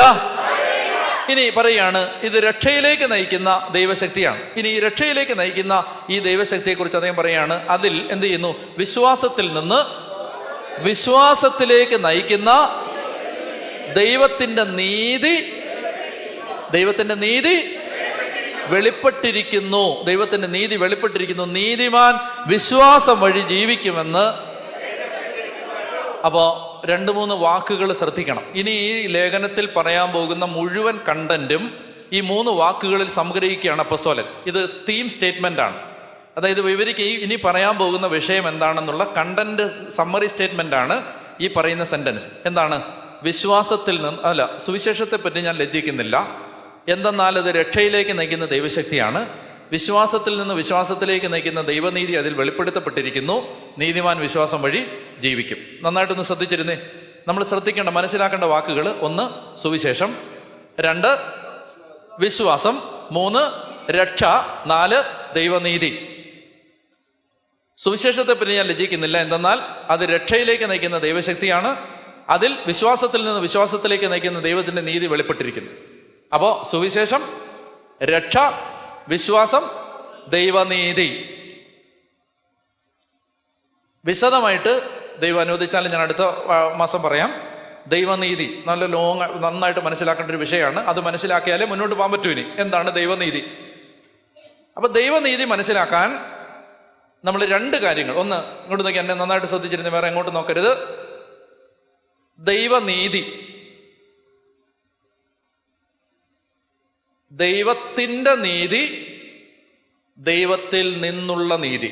ഒന്ന് പറഞ്ഞേ, അത് രണ്ടും പറഞ്ഞേ. ദൈവത്തിൻ്റെ നീതി, ഇംഗ്ലീഷിൽ പറഞ്ഞാൽ righteousness of God, righteousness from God. ദൈവത്തിൻ്റെ നീതി, ദൈവത്തിൽ നിന്നുള്ള നീതി. ഒന്നുകൂടെ പറഞ്ഞ വാക്ക്: ദൈവത്തിൻ്റെ നീതി, ദൈവത്തിൽ നിന്നുള്ള നീതി. Righteousness of God, righteousness from God. ദൈവത്തിൻ്റെ നീതിയെ നമ്മൾ ഭയപ്പെടണം. ദൈവത്തിൻ്റെ നീതി ഒരു ബാഡ് ന്യൂസാണ്. ദൈവത്തിൻ്റെ നീതി ഭയപ്പെടേണ്ട വിഷയമാണ്. അപ്പൊ അതിനകത്ത് എന്താ വരുന്നത്? ദൈവം നീതിമാനാണ്. ദൈവം നീതിമാനാണ്. ഒരു 4 കാര്യങ്ങൾ ദൈവനീതിയെ സംബന്ധിച്ച് നിങ്ങൾ മനസ്സിലാക്കാനുണ്ട്. അത് മനസ്സിലാക്കാൻ അതിലേക്ക് കയറുന്നതിന് മുമ്പ് ദൈവത്തിൻ്റെ നീതിയെ ഭയപ്പെടണം. എന്നാൽ ദൈവത്തിൽ നിന്നുള്ള നീതിയാണ് സുവിശേഷം. ഇപ്പൊ ഒന്നും മനസ്സിലായിട്ടില്ലെന്ന് എനിക്കറിയാം. ഇതാണ് റോമാലേഖനത്തിൽ നമ്മൾ മനസ്സിലാക്കാൻ പോകുന്നത്. ദൈവത്തിൻ്റെ നീതി, ദൈവത്തിൽ നിന്നുള്ള നീതി. ഇത് മനസ്സിൽ വെച്ചിരിക്കുക. 16 അധ്യായം കഴിയുമ്പോൾ മനസ്സിലാവും. ഇനി അടുത്തൊരു കാര്യം ശ്രദ്ധിക്കേണ്ടത്, ദൈവനീതി എന്ന് പറയുമ്പോൾ 1, 2, 3, 4 4 കാര്യങ്ങൾ അതിൽ മനസ്സിലാക്കാനുണ്ട്. ഒന്നാമത്തെ കാര്യം, ദൈവം നീതിമാനാണ്, പരിശുദ്ധനാണ്. ദൈവനീതി പഠിക്കുമ്പോൾ ആദ്യം മനസ്സിലാക്കേണ്ടത് 4 കാര്യങ്ങളുണ്ട്. ഒന്നാമത്തെ കാര്യം, ദൈവം നീതിമാനാണ്, പരിശുദ്ധൻ. ഇത് പഠിച്ചാലേ പറ്റൂ. മനസ്സിലായല്ലോ? ഈ ടെസ്റ്റ് പേപ്പറിന് ആരും തോക്കാൻ പറ്റില്ല. ഇത് പഠിച്ചാലേ പറ്റൂ. ഇനി മുന്നോട്ട് പോകണമെങ്കിൽ ഇത് പഠിച്ചാലേ പറ്റൂ. ദൈവനീതി എന്ന് പറഞ്ഞാൽ 4 കാര്യങ്ങളുണ്ട്. എല്ലാവരും പഠിച്ചാൽ പറ്റും. ഓക്കെ, ഒന്നാമത്തെ കാര്യം ഇതാണ്. ദൈവനീതിയുടെ ഒന്നാമത്തെ കാര്യം, ദൈവം നീതിമാനാണ് അഥവാ പരിശുദ്ധനാണ്. എല്ലാവരും ഒന്നൊക്കെ പറഞ്ഞേ, ദൈവം നീതിമാനാണ് അഥവാ പരിശുദ്ധനാണ്. രണ്ടാമത്തേത്, ദൈവനീതിയുടെ നിലവാരം. രണ്ടാമത്തേത്, സ്റ്റാൻഡേർഡ് ഓഫ് റൈച്ചസ്നെസ്. ദൈവനീതിയുടെ നിലവാരം എന്ന് പറഞ്ഞേ. രണ്ടാമത്തേത്, ദൈവനീതിയുടെ നിലവാരം. മൂന്നാമത്തേത്, ആ നീതിയുടെ നിലവാരത്തിൽ എത്താനുള്ള നമ്മുടെ എക്സിസ്റ്റൻഷ്യൽ ഇൻകപ്പാസിറ്റി, അസ്തിത്വപരമായ അപര്യാപ്ത. ആ ദൈവനീതിയിൽ എത്താനുള്ള നമ്മുടെ കഴിവില്ലായ്മ, ആ ദൈവനീതി പ്രാപിക്കാനുള്ള എൻ്റെ കഴിവില്ലായ്മ. പറഞ്ഞേ, ആ ദൈവനീതി പ്രാപിക്കാനുള്ള. നാലാമത്തേത്, ദൈവത്തിൽ നിന്നുള്ള നീതി, റൈച്ചസ്നെസ് ഫ്രം ഗോഡ്. നീതീകരിക്കുന്ന ദൈവം, അതാണ് നാലാമത്തേത്. ഓക്കെ, ഈ 4 കാര്യങ്ങൾ, 4 പോയിന്റാണ് ദൈവനീതിയെക്കുറിച്ച് പഠിക്കാനുള്ളത്. അടുത്ത മാസം ഞാൻ വിശദമായിട്ട് പറയാം. ദൈവനീതി ഒരു സസ്പെൻസ് ഇട്ടിരിക്കട്ടെ. അതായത് 4 കാര്യങ്ങൾ. ഒന്നാമത്തേത് എന്താണ്? നീതിമാനും പരിശുദ്ധനുമായ ദൈവം. രണ്ടാമത്തേത്, നീതിയുടെ നിലവാരം. മൂന്നാമത്തേത്, ആ ദൈവനീതി പ്രാപിക്കാനുള്ള നമ്മുടെ അസ്തിത്വപരമായ കഴിവില്ലായ്മ. നാലാമത്തേത് ദൈവത്തിൽ നിന്നുള്ള നീതി അല്ലെങ്കിൽ നീതീകരിക്കുന്ന ദൈവം, ഇംഗ്ലീഷിൽ പറഞ്ഞാൽ എ റൈച്ചിയസ് ഗോഡ്. രണ്ടാമത്തേത് സ്റ്റാൻഡേർഡ് ഓഫ് റൈച്ചിയസ്നെസ്. മൂന്നാമത്തേത് അവർ existential incapacity to achieve this righteousness. നാലാമത്തേത് a God who justifies a righteousness from God. ഈ 4 കാര്യങ്ങൾ മനസ്സിലാക്കിയാലേ ദൈവനീതി മനസ്സിലാക്കാൻ പറ്റൂ. എന്നൊക്കെ പറഞ്ഞേ ഹല്ലേലൂയ. സന്തോഷത്തോടെ പറഞ്ഞേ ഹല്ലേലൂയ. അപ്പോൾ ഇനി എന്നെ ശ്രദ്ധിച്ചേ. കഴിഞ്ഞു, അത് കഴിഞ്ഞു, ഇത്രയും കഴിഞ്ഞു. അപ്പോൾ റോമർ 1:16-17 വരെ 17 വരെ പറഞ്ഞു. ഇനി എന്താ പറയാനുള്ളത്? 18 മുതലാണ്. അപ്പോൾ അത് ഈ ദൈവനീതി ഞാൻ വിശദീകരിച്ചിട്ട് 18 മുതൽ മുന്നോട്ട് പോകും. അപ്പോൾ ഇന്ന് പഠിച്ചത് റോമർ 1:2 മുതൽ 18 വരെ, 2 മുതൽ 17 വരെ. അപ്പോൾ അതെന്ത് ചെയ്യണം? വീട്ടിൽ പോയിട്ട് പലയാവർത്തി വായിക്കണം. ഞാൻ ഇതിനെല്ലാം വെട്ടിമുറിച്ച് കഷണങ്ങളാക്കി പറഞ്ഞിട്ടുണ്ട്. പൗലോസിൻ്റെ സ്വയം പരിചയപ്പെടുത്തൽ, അതുപോലെ തന്നെ എന്താണ് സുവിശേഷം, എന്താണ് ക്രിസ്തുവിനെ കുറിച്ച് പറഞ്ഞത്, പിന്നെ അതുപോലെ തന്നെ അത് എന്താണ് ജനത്തെക്കുറിച്ച് പറഞ്ഞത്. പിന്നീട് അദ്ദേഹം 4 കാര്യങ്ങൾ, ഞാൻ നിങ്ങളെ ഓർക്കുന്നു, ഞാൻ നിങ്ങളെ കാണാൻ ആഗ്രഹിക്കുന്നു, ഞാൻ നിങ്ങളോട് കടപ്പെട്ടവനാണ്, പിന്നെ ഞാൻ ലജ്ജിക്കുന്നില്ല, ഇങ്ങനെ ഇതെല്ലാം. അപ്പം അങ്ങനെ ഞാൻ വെട്ടിമുറിച്ച് അതിനെ പല കഷണാക്കി തന്നിട്ടുണ്ട്. ഇനി എന്ത് ചെയ്യണം? വീട്ടിൽ പോയിട്ട് വായിച്ച് ഓരോ വാക്കും മനസ്സിലാക്കണം. പറഞ്ഞേ ഹല്ലേലൂയ. ഇങ്ങനെ നമ്മൾ നന്നായിട്ട് ശ്രദ്ധിച്ചിരിക്കുക. അപ്പോൾ ഇത് നിങ്ങൾ വായിക്കുക, പഠിക്കുക. റോമാലേഖനം ഇനി അടുത്ത മാസം നിങ്ങൾ വരുന്നതിന് മുമ്പ് ഹോംവർക്ക് ഇതാണ്. 3-ാം അധ്യായത്തിൻ്റെ 20-ാമത്തെ വാക്യം വരെ വായിച്ചിട്ടേ വരാവൂ. 3-ാം അധ്യായത്തിൻ്റെ 20-ാമത്തെ വാക്യം വരെ തലങ്ങും വിലങ്ങും വായിച്ചോണം. ഒരു ദിവസം ഒരു പ്രാവശ്യമെങ്കിലും വായിച്ചാൽ നിങ്ങൾ അടുത്ത പ്രാവശ്യം വരുമ്പോഴേക്കും കാണാതെ പറയാൻ പറ്റുന്ന പരുവത്തിലാവും. അപ്പോൾ പിന്നെ എനിക്ക് എളുപ്പമുണ്ട് ഇത് പറയാൻ. 3-ാമത്തെ ആദ്യത്തെ റോമാലേഖനത്തിലെ ഏറ്റവും പ്രയാസമേറിയ ഭാഗങ്ങളിൽ ഒന്നാണ് ഇത്. പക്ഷെ വളരെ എളുപ്പമാണ്. പരിശുദ്ധാത്മ എല്ലാം തല്ലിപ്പൊട്ടിച്ച് മനസ്സിലാക്കി തരും. ആ ഷെല്ല് പൊട്ടിച്ച് തരും. മനസ്സിലാക്കി കഴിയുമ്പോൾ ഭയങ്കര സന്തോഷമാവും.